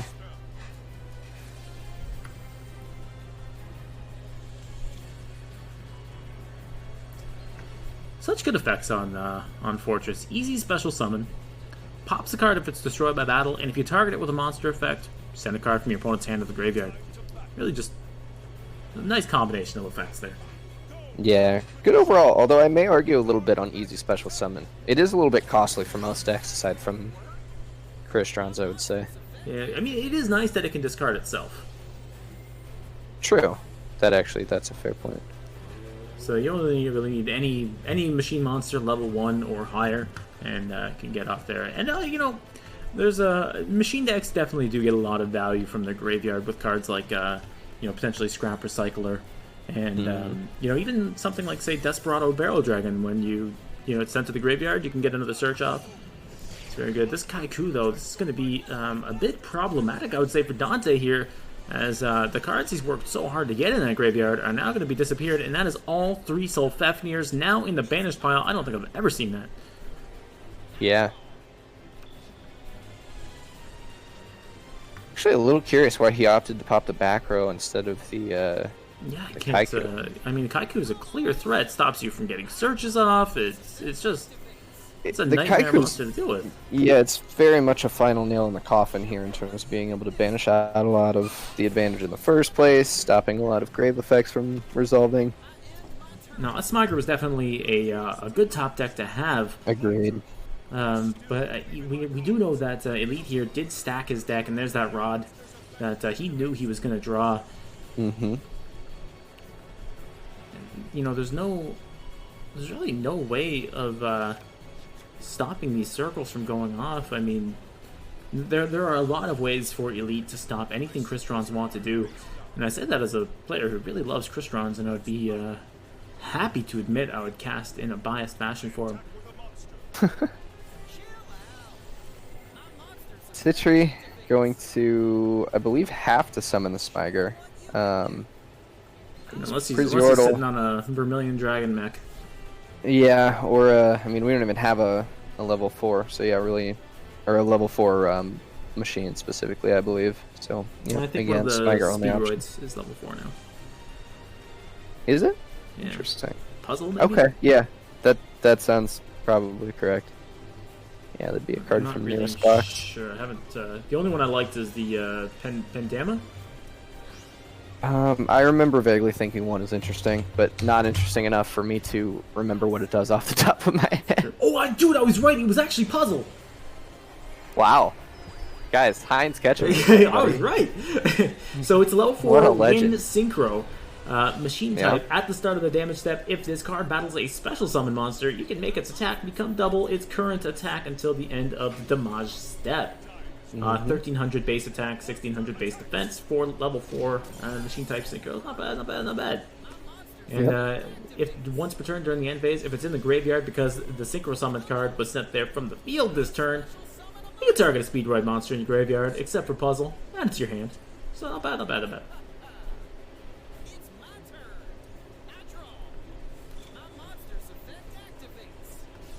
Now, one small, I guess, play that was made from the side of Crystron's here worth noting is that they did summon Amatrix into defense. Obviously did not have to do that, did not have to lose Amatrix. However, what he wants to avoid is having Dark Magician crash something like a Rod into Amatrix and free up space for that Magician's Navigation, which he knows is face down.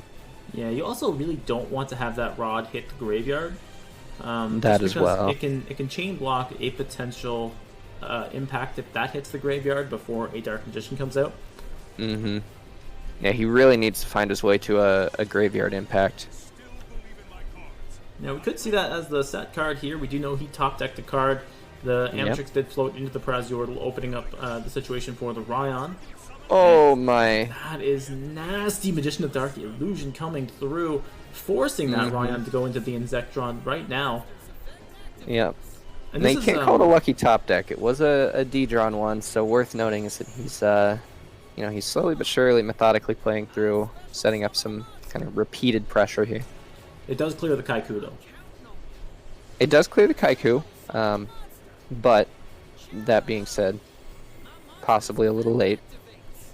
Though we'll see. This Insectron should keep him alive for the turn. I would say for Elite, a couple things that are set up really nicely here are the fact that now the Magician of Dark Illusion is on the board. 2 Dark Magicians in the graveyard live. He's got the Rod in the graveyard as well to help for chain blocking, as well as the double circle, so a single Cosmic Cyclone, can't stop that, and he does have the Magician Navigation in the grave, so he can also negate a spell or trap. It's looking very good for Elite in this position, and he's burning his opponent's extra deck card by card. Yeah, he is. There's a lot of very strong things happening from DM right now. Fortunately, Crystron was just a little too stunned too early and never able to, I guess, get off the ground quite enough to really have enough gas left in the tank, most likely. But we'll see. Now, I do want to point out, too, this the Banish Pile, before the Prazordal used effect, the Banish Pile was looking like a full house. 2 Citri, 3 Sulfefnir. Yeah. Yeah, no thanks to some of those Kaiku banishes as well. I actually can't believe he had a Dark Magician in the hand. I don't know, did we know that was there from the past? Or I'm not 100% sure, to be entirely honest with you. I can't remember if... No, he never did resolve Illusion Magic, because it got popped. So yeah, I actually don't know for sure if we did? I'm doing some checking back. And here comes Magician Dark Illusion. Obviously the circles are a hard once per turn effect, so he's not going to get 2 banishes, but he does have a dominant looking board state here. I believe he added that DM off of a circle. I think probably the second circle a while back. So blocks Yeah, he he definitely did as well. So I trust you guys. I think you guys are paying close attention. I went back just to be safe and checked the dual log. Since he runs different DM arts, it's easy enough to tell. That one was added off of a circle. He actually runs 2 of the Dark Side of Dimensions. Yeah, Dark he does. Magician. He runs the Prismatic and the Glossy, which I noticed earlier. Okay. Now, this is an Amatrix coming out here from the Ryan. Keep in mind that the Magician of Dark Illusion has been normal summoned, so it won't be switched to defense position here, which is actually probably better for Dante. The effect has been burnt, but still, you don't really want that 2500 monster in defense position. Mm-hmm. Yeah, very true, actually. Means that he can potentially swing over it now, I mean, which is nice. There's almost no chance he's resolving a spell or trap for quite some time, as we do have 2 navigations. Yeah, very true. That being said, he, may or may not want to resolve a spell or trap. If that is an impact engrave, there is a chance that he could just want that engrave for forcing out, pressure around the negate. However, we haven't seen that. We haven't seen that come up as of yet. So he's either saving it or it's something else like a Cosmic Cyclone. Rosetic's gonna make a token here. Mm-hmm. Because why not? The Tagios, that Baggio get that boost. Yes. All of that. And he opts not to swing over the Magician of Dark Illusion. And I'll be honest with you, I actually forgot that he was running Ties That Bind, so the 2500 defense, as long as Amatrix is kicking around, not going to be a problem. But that Eye of Timaeus! Oh my lord. That's going to be a substantial problem. Dude, he's got a token! He made a token! It's got 0 defense! I mean, let's call it what it is, though, like, either way. The 3700 attack Dark Cavalry with piercing damage. Yeah, even if there wasn't a token, now that's still just game either way. Yeah, Token, I think, was in theory for defensive purposes, because what he planned on doing was swinging over one Dark Magician, other Dark Magician has to crash, and then Master of Dark Illusion has to swing into the token instead of going direct. So I don't think I would say that was misplayed, but just an unfortunate situation where Dark Magician had a commanding lead the whole way through. Yo, Natsu, thank you for the follow as well. Elite moving to 5-1. Yeah, what a great performance this war for his team. Now he repeated, right? And I would say that's a good use of a repeat. Yeah, very much so. The other thing with repeats is, like, you don't want to save them too long. If you have a matchup that you think you should be able to win, just use the repeat. Like, I don't care if it's the very opening match of the war and you have to repeat, or if it's midway through or late war or whatever it be. Like, chances of being able to optimally use your repeats as like the 4th and 5th player or something are just few and far between. So just use it while you can, is my opinion. All right, so I'm just checking out the match channel, and just to build on your statement, now Banana Rampage has used both of their repeats, so we will see Katsuro calling out that Dante will indeed be repeating his Cristrons against the Dark Magician. Mm-hmm. Now, I do believe that our good friend Dante here was actually a finalist in the PCT this week with Cristrons, and he ended up losing to Heroes of all things, to a guy named Belmont, and it seems as though he was playing pretty much the same list. He was playing Machina Fortress with Ties That Bind, and it does seem as though he very much likes those cards. And looks like the players have switched places here. I don't know how that happened with a repeat, but okay. Interesting. Somebody jumping off the table over here. You have to start cracking heads. Okay, though, because now you get to see it from like a Switch deck perspective. Feels like it wasn't even a repeat use. Totally fresh matchup. Sure. It's kind of like when you switch hands. You pretend it's Somebody coming else? from somewhere else. Yeah. Or what if you sit on your hand for a while? Mm-hmm. And it goes numb? Yep. You're like, who's doing that? That's it, guys. Who's that? A lot of good suggestions coming in for you guys. I want to point out too, actually, just speaking of Dante in the finals of the PCT, he actually opened up extremely poorly. No Solfefnir, no Scrap Recycler, no Thistverns. It was basically just summon Smiger, pop itself, set a card. That was basically the way he was forced to play. Every game of the finals, he lost 2-1. But it's very nice to see him actually with the Scrap Recycler here, opening up close to optimal against a one-set Dark Magician. Yeah. Man, if you want to talk about top cut matches of Dark Magician versus Crystron, I got to give a I don't know if I want to say a shout out, but a call out to the Neg 1 versus Autumn top 4 game of MCS yesterday, if anybody happened to see it. Game 3, just Autumn opened 7 or 8 consecutive cards that just blew -1s Crystron's out of the water for, you know, a tense, or what could have been a tense Game 3 situation. I think first cut or handful of cards were full DM combo, 2 Cosmic Cyclone, Treacherous Trap Hole as well. It was brutal.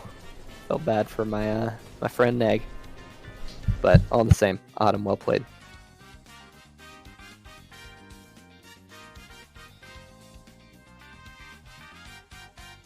Okay, so we see currently sitting on a very solid Crystron board. Good options. Dark Magician giving a big think.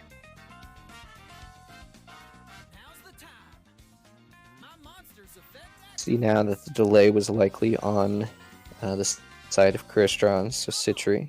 And pulling out a monster, goes into an Amatrix. Guessing it may be the end of main phase here. Possibly what prompted the effect activation. Sorry, I'm back now. I was actually taking a short break there. No, all good. So I did want to touch on that MCS. So Autumn Leaf has actually been a finalist or a top 4 in so many big tournaments, and it always seems like always the bridesmaid, never a bride. You know that old saying comes up. So kind of rough for Autumn Leaf. I think Autumn Leaf bricked in the finals or something. I didn't actually see it.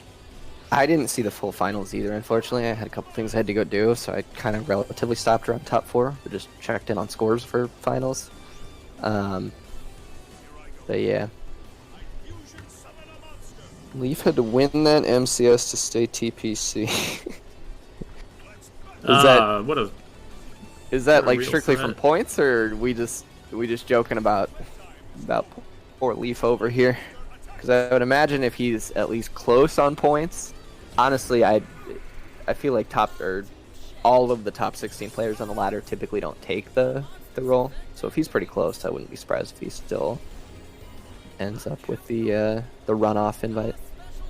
Imagine wanting to be TPC. No, some TPCs are helpful, and some are, maybe not as much.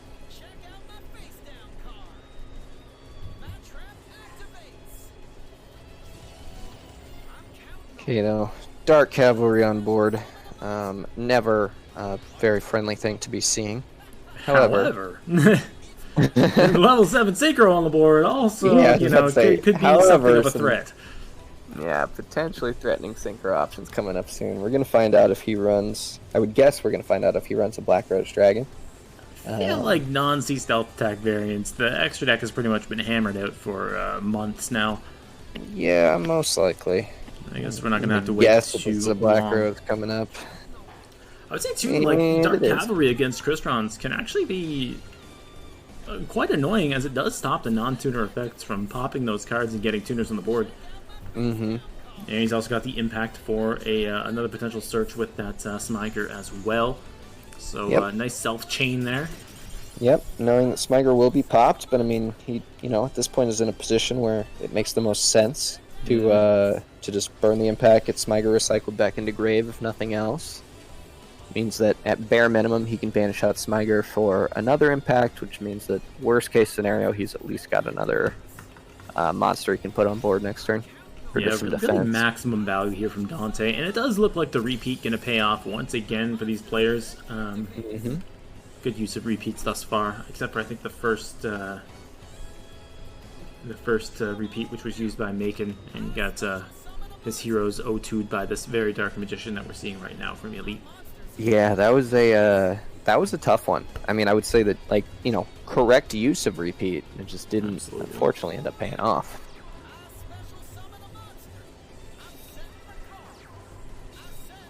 So it looks like we're not going to be threatening lethal here, but a nice sizable 1500 chunk from that Thysfern will be triggering Destiny Draw.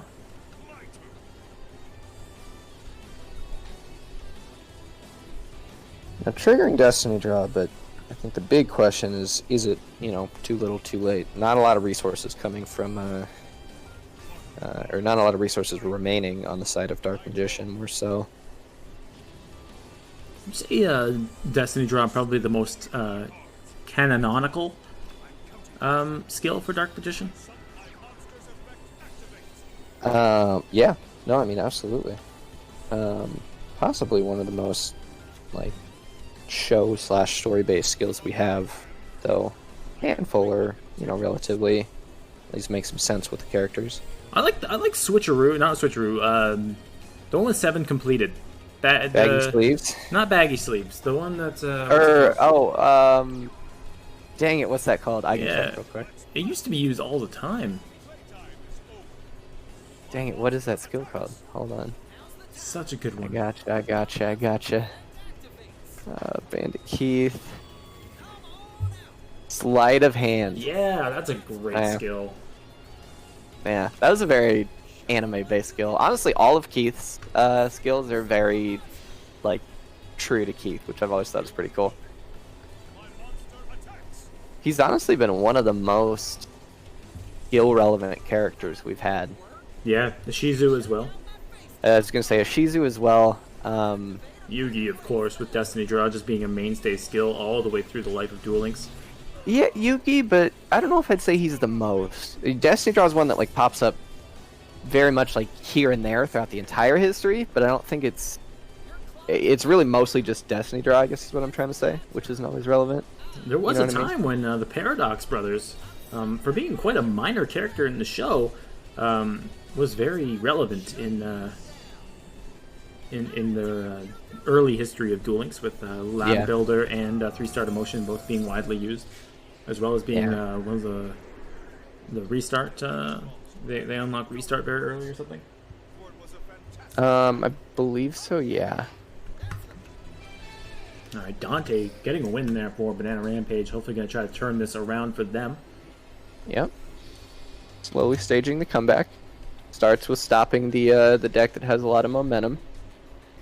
And then, I'd say that this is probably an important follow-up duel for Unforgiven, seeing if they can say, we don't care if you stop that momentum.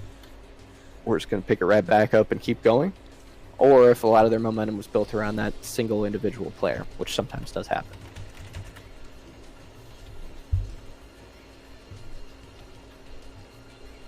Always tragic. Just touching back on the conversation about relevant skills and relevant characters with skills, would you say that there's any later additions that have been very relevant since their inception to Duel Links? Like from later series question. Or character drops? I was also doing some looking. I mean, for a brief stint until they got nerfed into Oblivion, Loomis and Umbra actually had some. Oh yeah, right from the get-go, both of their skills, Light and Dark and Mass Tribute, both requiring a nerf. I wish they did that more often, man. Konami just has not taken many chances on anything recently, whether it be cards they give us or especially skills they drop for a very long time now. Yeah, I wish they would drop skills that were relevant and didn't get nerfed. Things like Cyber Style, honestly, Mass Tribute, those things add so much. Drop us some skills that need to be nerfed every now and then.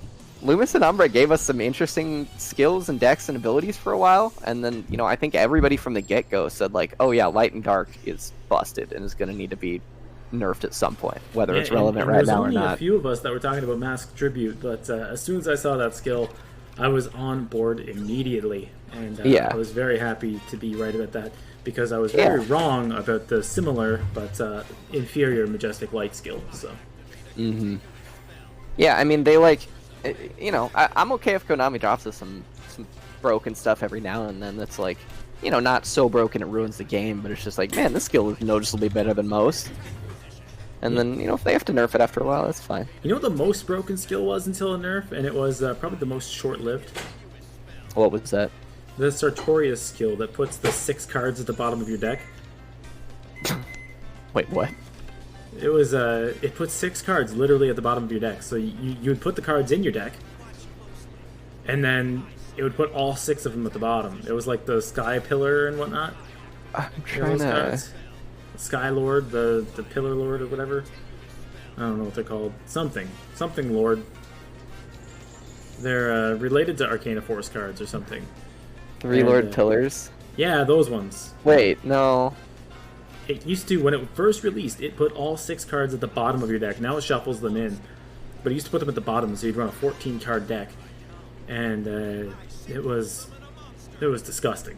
I actually don't know if I was really very aware of that skill when it happened. I feel like I vaguely remember something about that, but I don't know that, I don't know that I knew that people were actually trying it. It was relevant for roughly 4 days. They released it and immediately nerfed it, releasing a skill update that said, like, this skill is going to be rebalanced because people are making 14-card decks. Yeah, they're like, well... And if it was a combo that didn't shuffle your deck, it was even better. Fair. So nice turn 1 from Blackwings there. By the way, Zephyr's coming back. We got the Joe and we got the Raikurai. Yep. Full board. 3 cards still remaining in hand. Got to be risk of the Zeph. He also didn't take too much damage as he did bounce back a Whirlwind off that Simoon. Yep. So retains his other Whirlwind, reduces 1 from being, at risk on the field at all right now, and guarantees that he should have some sort of follow-up, given that he's got a Whirlwind and hopefully at least 1 other monster in hand. Could have How do you feel about the Blackwings coming in to counter Crystron's, who this was a counter pick? In my personal opinion, would say that Blackwing... Well, I guess, so this isn't necessarily SSA Crystron, but Blackwing is probably one of the harder counters to Crystron's as a whole, just because of its ability to get access to, like, Necro Valley if they want to, access to potentially 3 Blackbird Close, which is a very impactful card in this matchup. I would say versus non-SSA variants of Crystron, Sabers, if they can get quick and easy access to fire, are probably pretty threatening.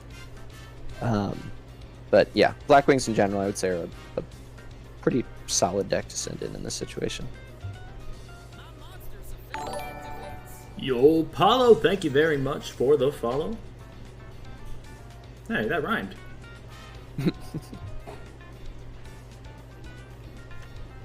It is funny, though, because the Blackwing matchup, it does seem to come down a lot to specific techs. Obviously, Blackbird Close is a big factor, but it's one of those cards. It's not a mandatory addition. It's not really part of the engine of Blackwings. Right. While being an archetypal card, it does seem as though that the Blackwing matchup relies heavily on having that Necro Valley, having that close in hand to stop those effects on board. Otherwise, I think the floating effects and the disruption from Crystron's can pose a problem if you don't have that immediate graveyard or effect disruption from Blackwings. Yeah, no, I mean, you're absolutely 100% correct. It very much is dependent on those techs, and especially seeing them early as well. But that being said, those techs are techs that pretty hard shut down an opposing deck. So usually it's a situation where it's like, it's not guaranteed to work as a counter, but it's more likely to than not. And as long as it can see the things it needs to, it should be able to have a pretty high impact. I gotta say, brilliant use of the Machina Fortress there.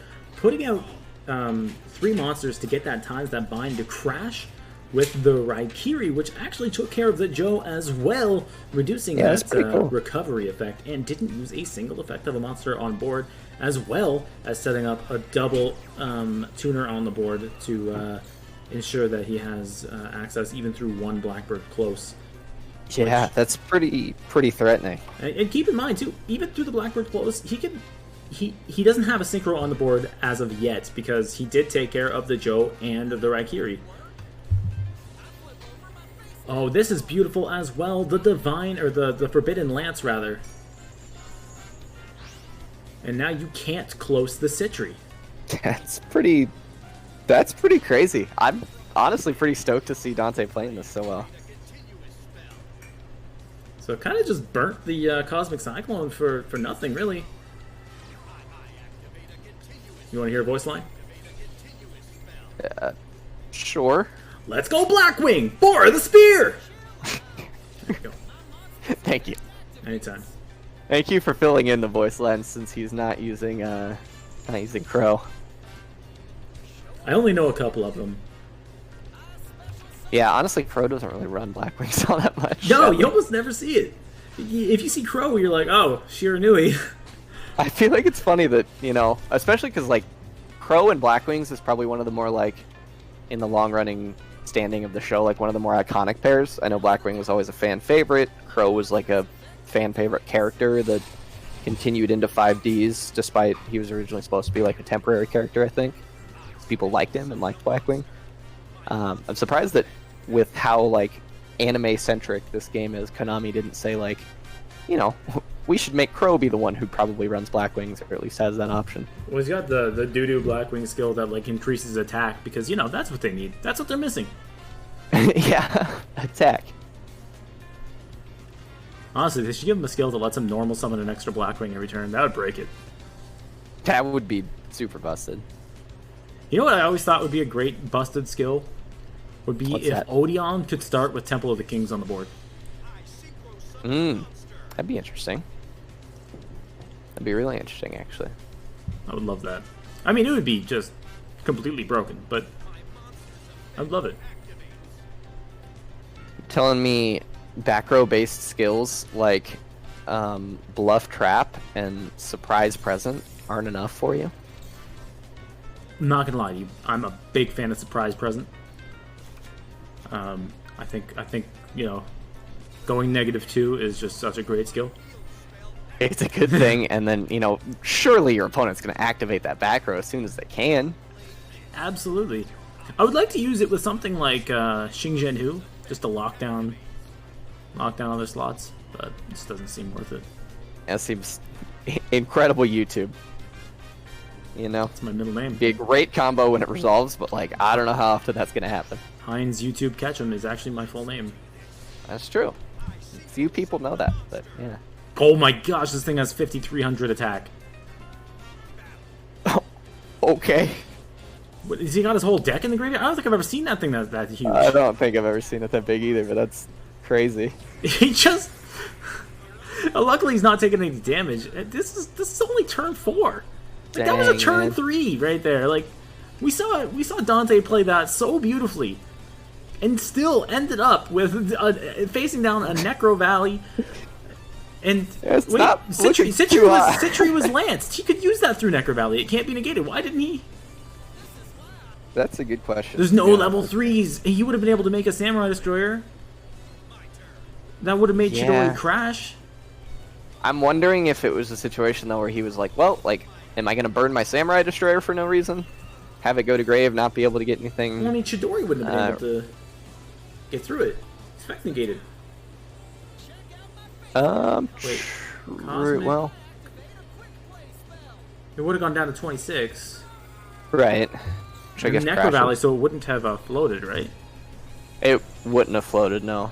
But that would have crashed with Sam Destroyer, correct? It would have. Yeah.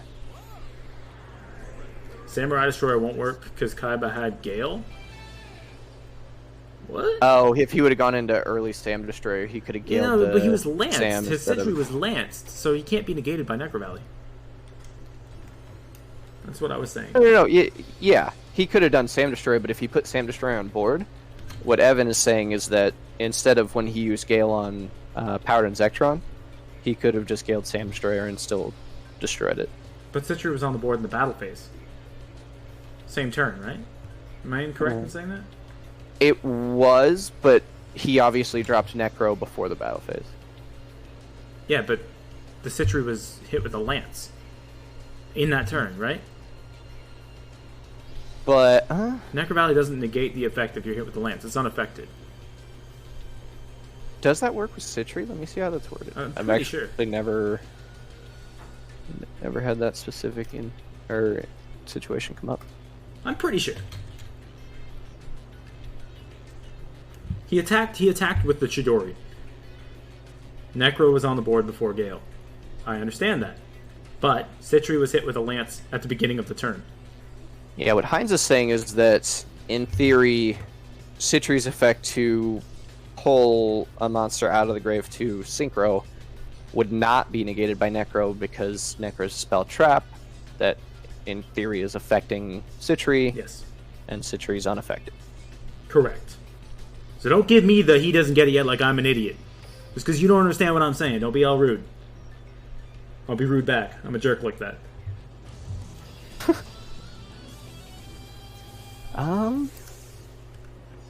This man just said no. Well, F you, dude. Okay, you do understand what I said. Alright. It didn't seem like it. I think you might be right. Me? Yeah. Yeah, I am, because I've played Chris rounds like a hell of a lot. Fair. But that's okay. Huh. It's okay. It's one of those things that, you know, it's an awkward situation. Yeah, honestly, that might have been a situation where it's possible Dante didn't know. What are you going to do? I mean, the thing is, though, in that situation, I think there's no Might as well try. real loss in just hitting yes. Like, just click yes. Yeah. It's not like your monster's destroyed if the effect's negated. Exactly. But then there's the whole, like, you know, we're on stream for Team Wars pressure. You don't want to look like an idiot in front of people. True. A I mean, whole nother how level big an to this idiot do you game. look like for just clicking effects? Unless your timer's low and you time out, you don't look like a dummy. True. Fair. I like clicking things. This looks like an unfortunate start here from Sasuke. Just set 3, as his opponent seems to have been opening very slowly with Blackwings. Yeah, that's a really, really unfortunate start, actually. Like, typically, like, you might not be able to recover from this type of start. Certain Blackwing hands are just like, yeah, I'm never going to be able to, like, pick up enough momentum to make plays. It's like sometimes you have to drop an individual monster on board, and then... Now this is Unholy Nightmare giving the Destiny draw to Sasuke. Yeah, honestly, I would, even regardless of Destiny Draw, if that skill wasn't even a factor, I'd pretty much call this game at this point. That unending, if it really needed to, could pop another Whirlwind. another back row, which could be like Whirlwind, yep. Now, we do have to be wary of close, as there is a face-up Blackwing on the board. Yep. So,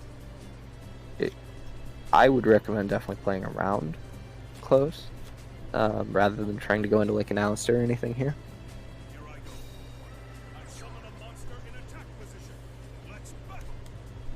It does look like he's just going to go Malayhu. Doesn't really even want to worry about it. Exactly. Just swing in. Now, it is a little tough because he does lose a battle phase off of having done this. And again, if there is a close face down, then he really can't use this Malayhu. Just kind of period. Oh, Necro Valley coming through once again. Necro. This is actually just topical because of the last game. We'll just talk about this. So the text of Necro Valley does say cards in the graveyard cannot be banished. Negate any card effect that would move a card in the graveyard to a different place. So now that does say, you know, obviously Citri special summons the monster and then they get banished from the field. So the first line, not even going to come into play. It's not banished from the graveyard. Fine. But the second effect says negate any card effect that would move a card in the graveyard to a different place. So this is what I was talking about with the Citri, is that the Citri was hit with a Forbidden Lance. It's unaffected by spells and traps for the remainder of the turn. Whole turn, not just one, all of them, every single one, unaffected. Can't be hit with a Blackbird close. And the Necro Valley doesn't say cards cannot be moved from the graveyard to a different place. It doesn't restrict movement from the graveyard, it restricts the effects on movement from the graveyard. So the Citri, the Necro Valley, would not negate the effect because the Citri is face up on the board, it's been hit with a lance, it's unaffected by the Necro Valley. So that's what I was getting at earlier, just in case there was any confusion for anybody else. Let's move on. And there you go. I know it's difficult to comprehend when my brain just is so huge. It's actually coming out of my ears. It's so big. It doesn't even fit in my head. So, you know, it's just one of those things. I've seen pictures of you, and it's disgusting how big your brain is. Yeah, it's just blowing out of your noggin. Yeah, it looks like somebody chewed gum in my ear, but that's actually not what it is. Yeah, it looks like there's a frisbee inside your head, and it's just real, real disproportionate. It makes games of fetch in the park awkward.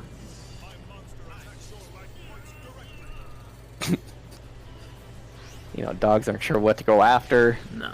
They go after that frisbee or this one, and Heinz gets mauled. Real bad situation. All right, the win from Sabers, which is not typically something you see in this match. Well, no, it is typically something you see in this match. What are you talking about? Never mind. Sorry. But that being said, not typically as easy of a win that you see in this matchup. Yeah, it's usually a little bit more hard fought than that was. Yeah, usually a little bit more interaction, or a little bit more interaction required, but this really was just like Blackwings didn't open cards to be able to do anything. Yo, Alan in the chat.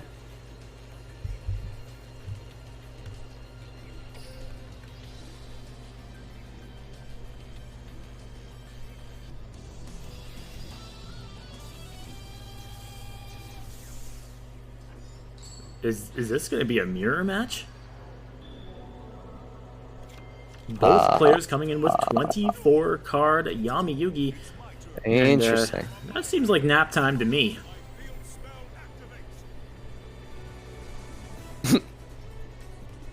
See, I actually enjoy the Saber Mirror. To play it or to watch it or both? I would say kind of either. Okay. It's one where it's like, it's not the most, I guess, like, what am I trying to say? It's not the most, like, high-octane matchup, You don't constantly see crazy things happening, but, like, for anybody who's, a little bit more advanced in terms of their understanding or has played the matchup, like, you understand that, like it's a relatively calculated matchup through and through. Like, you got to be aware of a lot of things. You got to be thinking a turn or two ahead. You got to do some graveyard management on, like, what elements you leave in grave. Assuming it doesn't just, one player doesn't just blow the other out because of a brick or something. But, yeah, it's like I would say suboptimal openings. I'd say opening up with just a normal summon left, no back row, probably not going to be the greatest thing in this matchup. Yeah, there could be a Karibo, I suppose. But then there is indeed. Okay. Indeed. Now, it's funny, actually, the Malehu going into defense position, one back row negation. We did see a bit of a delay. I do assume that Malehu has a live effect. Most likely, yes. Now, granted, his effect is not live off a palace, so could be a little more costly. Also worth noting is that there is no battle phase this turn due to WAP having to have been searched. Seems to be one new set card, plus a Malehu. So definitely the positioning starting to look a little bit better for Sasuke here, as he does match the back row count. And having the field spell, I think, is a big factor in this matchup. It does drop the Naldu from the hand. Like you said. Field spell is very huge for sure. Because field spell, if monsters are appropriately used, could potentially equal, 3 to 4 effects that are essentially just free. I remember back when my grandpa taught me how to duel. He did mention that being able to search cards is way better than not being able to search cards. So, Grandpa sounds like a truly insightful duelist. Oh, yeah, he's pretty good. He was an archaeologist. Used to dig around pyramids in Egypt and stuff. And, he owned a card shop, so it worked out well. Speaking of Grandpa Moto, I saw a recent clip of the first episode of Yu-Gi-Oh! Where Yugi's dueling Kaiba with the Exodia win. And I haven't seen that episode in a long time. I apologize for anybody who's not aware of how that one goes. But no, it's somewhere like I haven't seen that first episode in a long time, so it's not something I would have caught at the time. But there's this clip where it's like Yugi has a voice line. He's in a rough situation, needs to top deck a card, and he's like, "But I know that each and every one of my grandpa's cards was chosen with complete care and intent, whatever." And then he pulls the card, and immediately it's like a left leg of Exodia, and he goes, "This card is useless." It's like the immediate follow-up line. It's like in his head thought. He's like, "This card is useless." I mean, he's got a leg. It's ready to kick some ass. You know what I'm saying? And there's clearly like follow-up commentary, but the clip just cuts it there to make it sound like he just craps on the card and leaves. I feel like I don't appreciate you giving the spoilers, because you said he summons Exodia, which I'm pretty sure is impossible, because if memory serves, it's impossible. Nobody's ever been able to summon him. Yeah, no one's ever been able to summon Exodia. Really speaks to the quality of the duelists involved with the Yu-Gi-Oh anime. I know. They're all trash. But anybody else's cards do. Imagine playing Yu-Gi-Oh, but you got no clue what anybody else's deck does. You can't read the cards. Every effect is secret. Like, why do people play that game? Doesn't that just sound like a bad time?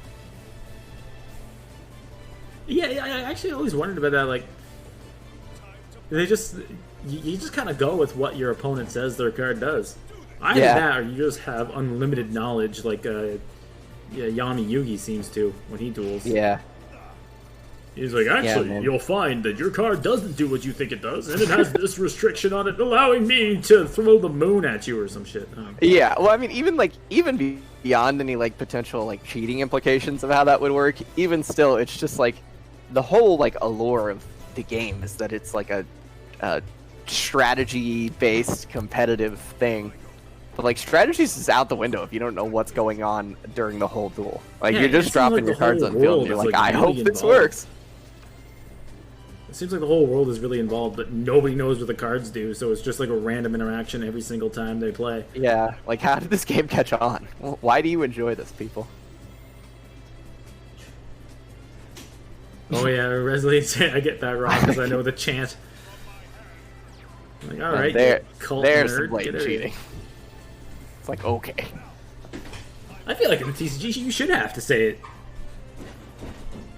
it. You're one of those guys, huh? Yeah. Hines is that guy who shows up to your locals playing the Egyptian god deck and does the full chant before dropping Winged Dragon of Ra on you. Only before you negate it with any of your like 100 options to stop the Winged Dragon of Ra.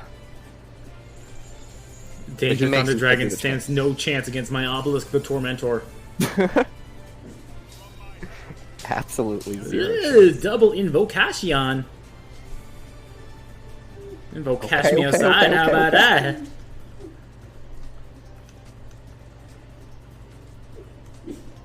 Plays through the lap. Is sort of forced into Casitas here, due to... Well, actually, I guess you don't know for sure if Malehu is live or not. Probably not possible to read delays. With an unending nightmare on the board? Yep, with unending, since that can always be triggered again. But either way, at this point, you really just want to... Casitas is the card in the duel that you typically summon, or in the mirror match, to kind of stabilize the situation. It's what you drop when you're not in a super secure point, because it's kind of hard for things to deal with. Would you say that Unending Nightmare has more potential triggers than a white girl on Twitter? Maybe. I don't know that was my, like, my back of my head default thought, but yes, I'll agree with that. I thought that's what you were getting at. You just... you seem like you have issues with white girls. I don't know. Oh, do I, Hines? Do I? not like the... I am a white girl. Not like the color and gender, just like the drugs. Oh, okay. No, I get you. Yeah. As everyone knows, I am addicted to cocaine. You did say you don't like coffee, so you got to get your That's start true. in the morning somehow. That's true. Wake up every morning with a big bag of cocaine, and I just put my full face in there. Some people have a coffee and a donut. He just has the powder from the donut. Yeah, man. I call it going bananas. Hey! Ah. Nah, don't do drugs, kids. Absolutely not. Don't even think about them. Unless your friends offer them to you for free. Right, oh no, for sure. Or unless, like, you're at a party and you're gonna look not cool if you yeah, don't. Obviously. Wait, what are you not gonna look cool in front of your friends? No chance. Literally no chance. Get out. Now, opts to go in with a Casitas of his own, understanding he's got a strong board presence. Actually, we got to continue on that because we can't actually have people thinking that peer pressure is cool. Just keep in mind that, nobody's ever given a second thought to somebody saying no at a party. Literally, just don't do drugs, kids. Please. Yeah, no, real talk, actually. I've been to parties, I've seen people offering drugs, I've never seen somebody say no and people get upset. Never happened. I agree. It's never happened. I would say, typically at most, you get come on, and then you say no again in the situation. Yeah, that's pretty much what I've always done. Like, no, it's just not for me. And then they're like, oh, okay. That's it. That's the end of the story. Full conversation. Usually at that point, somebody's like, "Ah, cool, more drugs for me," Yeah, right. You're like, you do you, my friend. and you're like, "All right, best of luck." And then their face looks all waxy when you see them 5 years later. You're like, I guess that didn't work out too well. You look a bit dead. Oh, Kaliga coming through. Okay, interesting. You know what is cool though? Staying hydrated. That's true.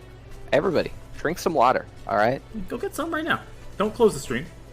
Don't you dare close the stream. Hey, you, I see you, and you're thinking about closing the stream to go get water. Don't do it.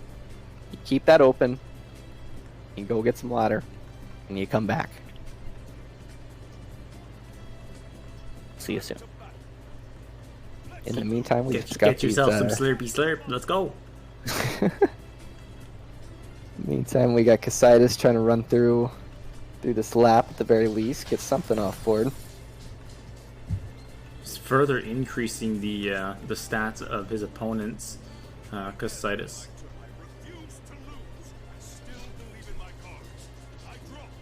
Now, does he have? He has an Alistair in the hand now. Should, yeah. No, this is the one monster effect for the turn here from Sasuke. Keep that in mind. He chooses fire for the Molehill. Cranking up his Casitas to 3,700 attack. Sets a monster. And uses the invocation. Must be the Alistair, the invoker he's got there. Isn't the score 5-8? Okay, Math Wiz. She's a lead. Think you know numbers or something? Get out of here. But that is correct, and I do say thank you when people correct those things for me. So, thank you, Ali. Goated. Now, this could be over here, right? In theory? Yeah. Yeah, could. Probably will. Well. We have seen Yeah. Sphere Karibos come in, especially from Element Sabers, just in recent memory. It's just been one of those cards that's really come in handy for them.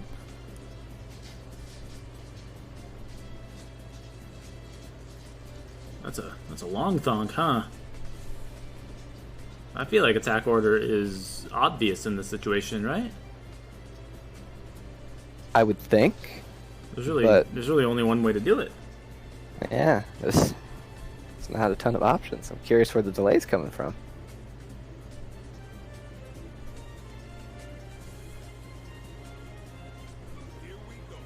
Okay, I guess there's more than one way to do it, but I would say this is probably the incorrect way to do it if you're in, if I was in this situation, I would say. The reason for that is this exactly is, Sasuke cannot use his Alistair the Invoker from the hand, as he's already changed the attributes. The Kaliga does prevent additional monster effects from being used. Do you have anything else you would say there, Monkey Boy? Do you agree with that, or would you say that he did swing in the correct order to force that Alistair? Should be able to. I mean, it really should just be, you know, Purg into Kaliga, or should have been able to, I suppose. I would have thought, yeah, swing into Kaliga, and then, you know, then you can use your Alistair to clear the Cocytus. Now, he did force the Alistair, but it's not like you can't get it back with another invocation, potentially. I suppose I don't think that would have triggered D-Draw, would it? No, I don't think so. 35/18 now. Oh, Elite Spider-Man, thank you for the follow, appreciate that. Why are you guys going so crazy? Can you just, like, chill? No, yeah, if he would have swung over Kaliga, it would have done 1,700 damage. I left him at 21, so no D-Draw. Interesting.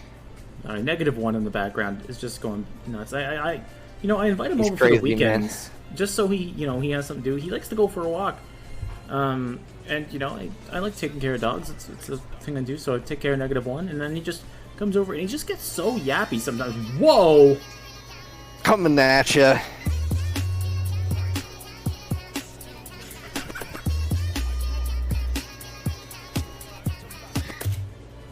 Yeah, man. That dog. Yo, tier 1 sub from Monkey Boy. That is 2 months. He says, "Hi, friends. Thanks for hanging out today. And consider subbing to Heinz if you're enjoying the stream." And he gave me Pride World. Dope. Heck yeah. But yeah, guys, consider subbing to Heinz. He's a cool guy. He streams a lot of things for you. I stream Team Shameless Wars, plug. Team Wars and PCT. Yeah. That's a lot of things. 400 life points remain for... Oh, the constant... Wait, what? What? What the...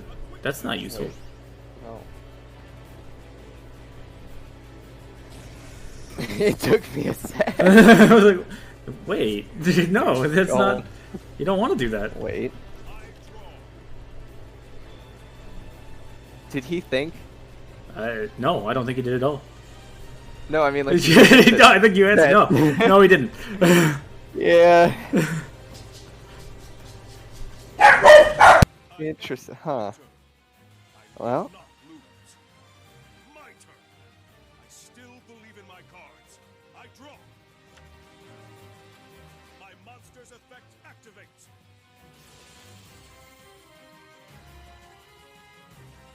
Fire selected from Malayhu. And that is going to be the scoop. Sasuke Ooh. gonna take it. He's closing up the gap here. Was it a scoop or a timeout? Curious. It's hard to say. Keep my eyes peeled in the Duel Links Team Wars server. And now the next player gonna come in for the Unforgiven. And we got Anchor Sasuke. Whoa! Oh my. Xerix. Too kind. Yo, that's Xerix with a tier 1 sub, 9 freaking months. He says, I'm having your baby now, daddy. Wait, wrong channel. You know what? You're allowed to have babies in or with as many chicks as you like, Xerix.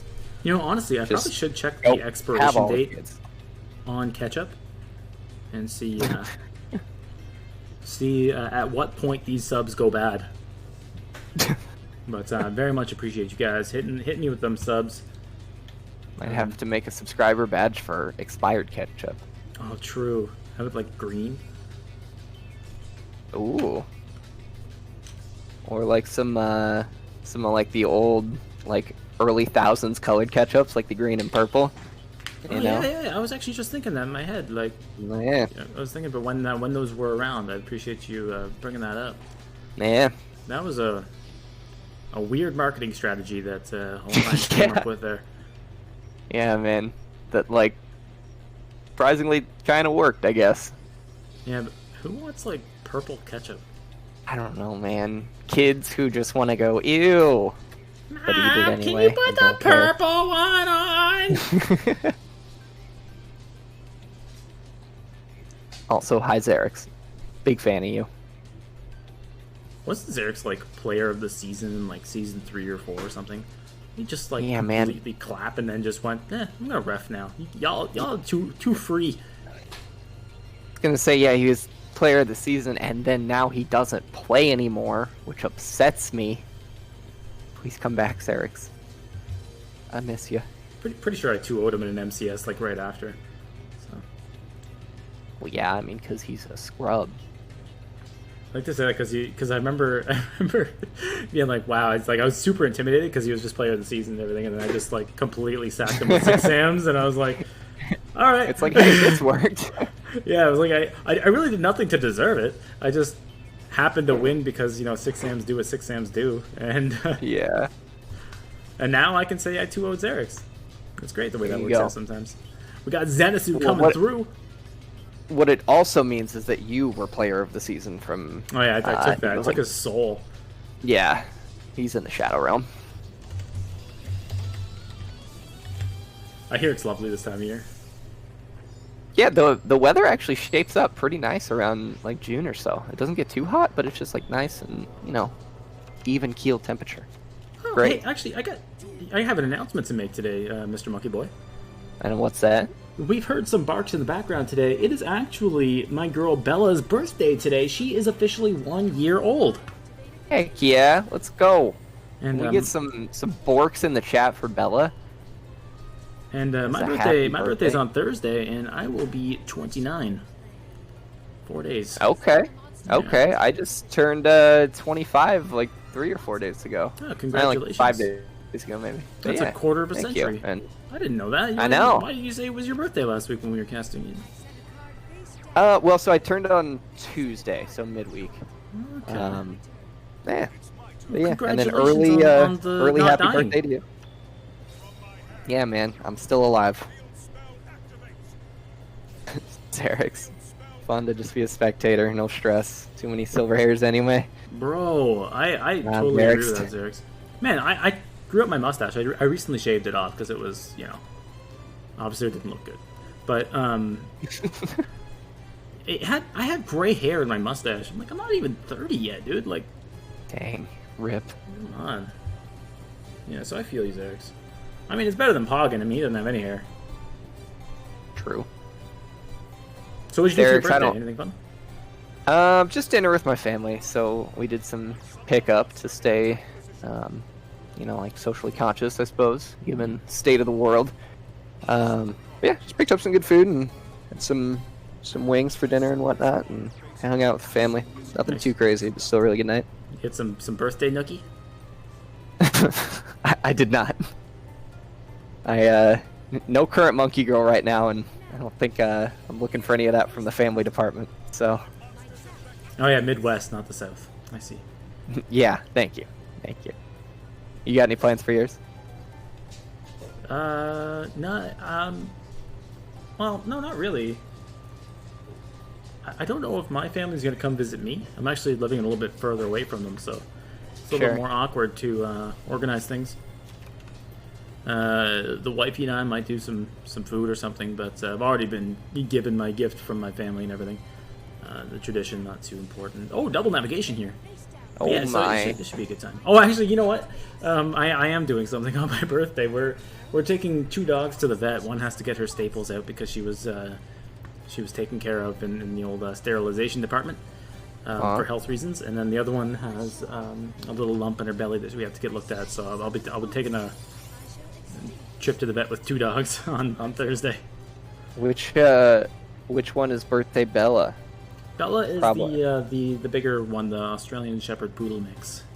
Which vet thing is she going in for though? She was sterilized. She had her Okay. her uterus Dang, right- removed. Right before her birthday. Yeah, well, that's the thing. You got to get Savage. it done, otherwise they have a higher risk of cancers. It's very Yeah, important that's fair. for ladies to get done when they're young. Gotta take care of the doggos. Oh my gosh! And this is just gonna be It's lethal. It's Like- a good. 2 navs in grave means these back row are dead. So unless there's Karibo. Yeah. Now this is Sasuke actually on the bottom and Zenitsu on the top, as the players did switch positions once again on us, and we haven't expanded.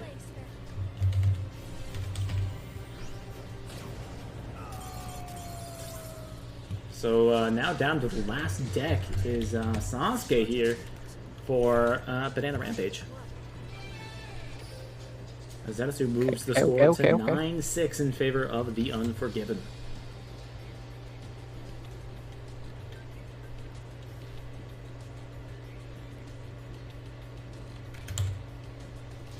Is Sasuke from PH? No, it's a different one. Different Sasuke. Yeah, I believe the former Pharaoh Sasuke has actually fully retired. He's out living a different life now. Yeah. Or is he? He is fully retired now. I believe so. Okay. Like from Duel Links, not like life. Yeah. Not like Yeah. yeah. No, it's fair. I was gonna say, I suppose if anybody, you know, somebody on the team would probably be the one to know. So. Oh no, actually, he was off the team before I came through. Yeah, but you know that was his most recent team, so I imagine they would have the latest word, I suppose, at least on what he's been up to.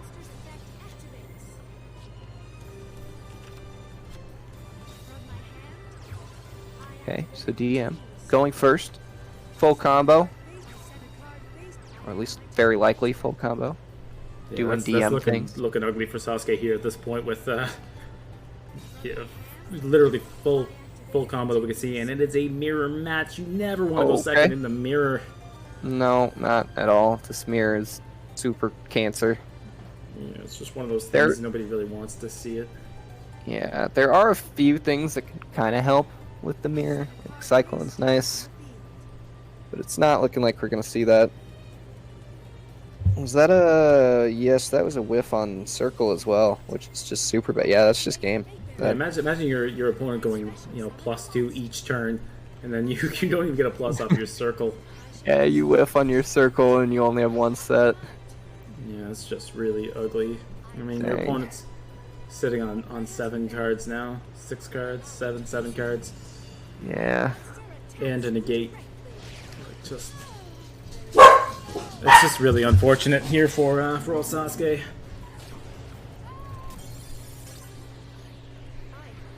Heard a little bit of Bella celebrating her birthday early in the background. Yeah, well, not early. It's her birthday. Or earlier today. Okay, it is today. Okay. It's yours that's coming up. It is. We're gonna make her a birthday cake or something maybe, Oh. and I'm gonna eat it. All right, so that's a 10-6 score that we have here Yep. for the Unforgiven taking the dub, and Sasuke unfortunately really losing the coin flip there in the last match. Sometimes that happens, and we talked about this earlier with this meta. It could be a bit tumultuous at times, and Yeah, it's tough to consistently. It's tough to have a plan that consistently goes according to plan, if that makes sense. You can have your counter decks, but a lot of them don't necessarily always work. So best case you can do is just come with a solid plan that's got a little bit of flexibility for other options, and hope your players play well, and hope it works out. absolutely. So iBlock, thank you for the follow. Appreciate that very much. Just to wrap up the stream, I will say, Monkey Boy and I will be back. This pair will be back tonight, 9 p.m. We'll be on the main channel, so hopefully we'll see you all there again later on. And much love for everybody coming through. Appreciate Monkey Boy and Xerix for the subscriptions today, as well as everybody that followed, and just everybody that's come through to watch. If you haven't followed already, feel free to hit that follow. I don't plan on going anywhere anytime soon, at least not till the end of the summer, but see what happens. Any There we final go. words there, Monkey Boy? Nothing for you guys. Just a big thanks for hanging out as always. Yeah, a lot of good matches coming up later today as well, so stay tuned on those. We'll stay tuned for those Duel Links Team Wars action. We're going to hit that raid button right now. Thank you all once again. Much love and peace. All right, we're done.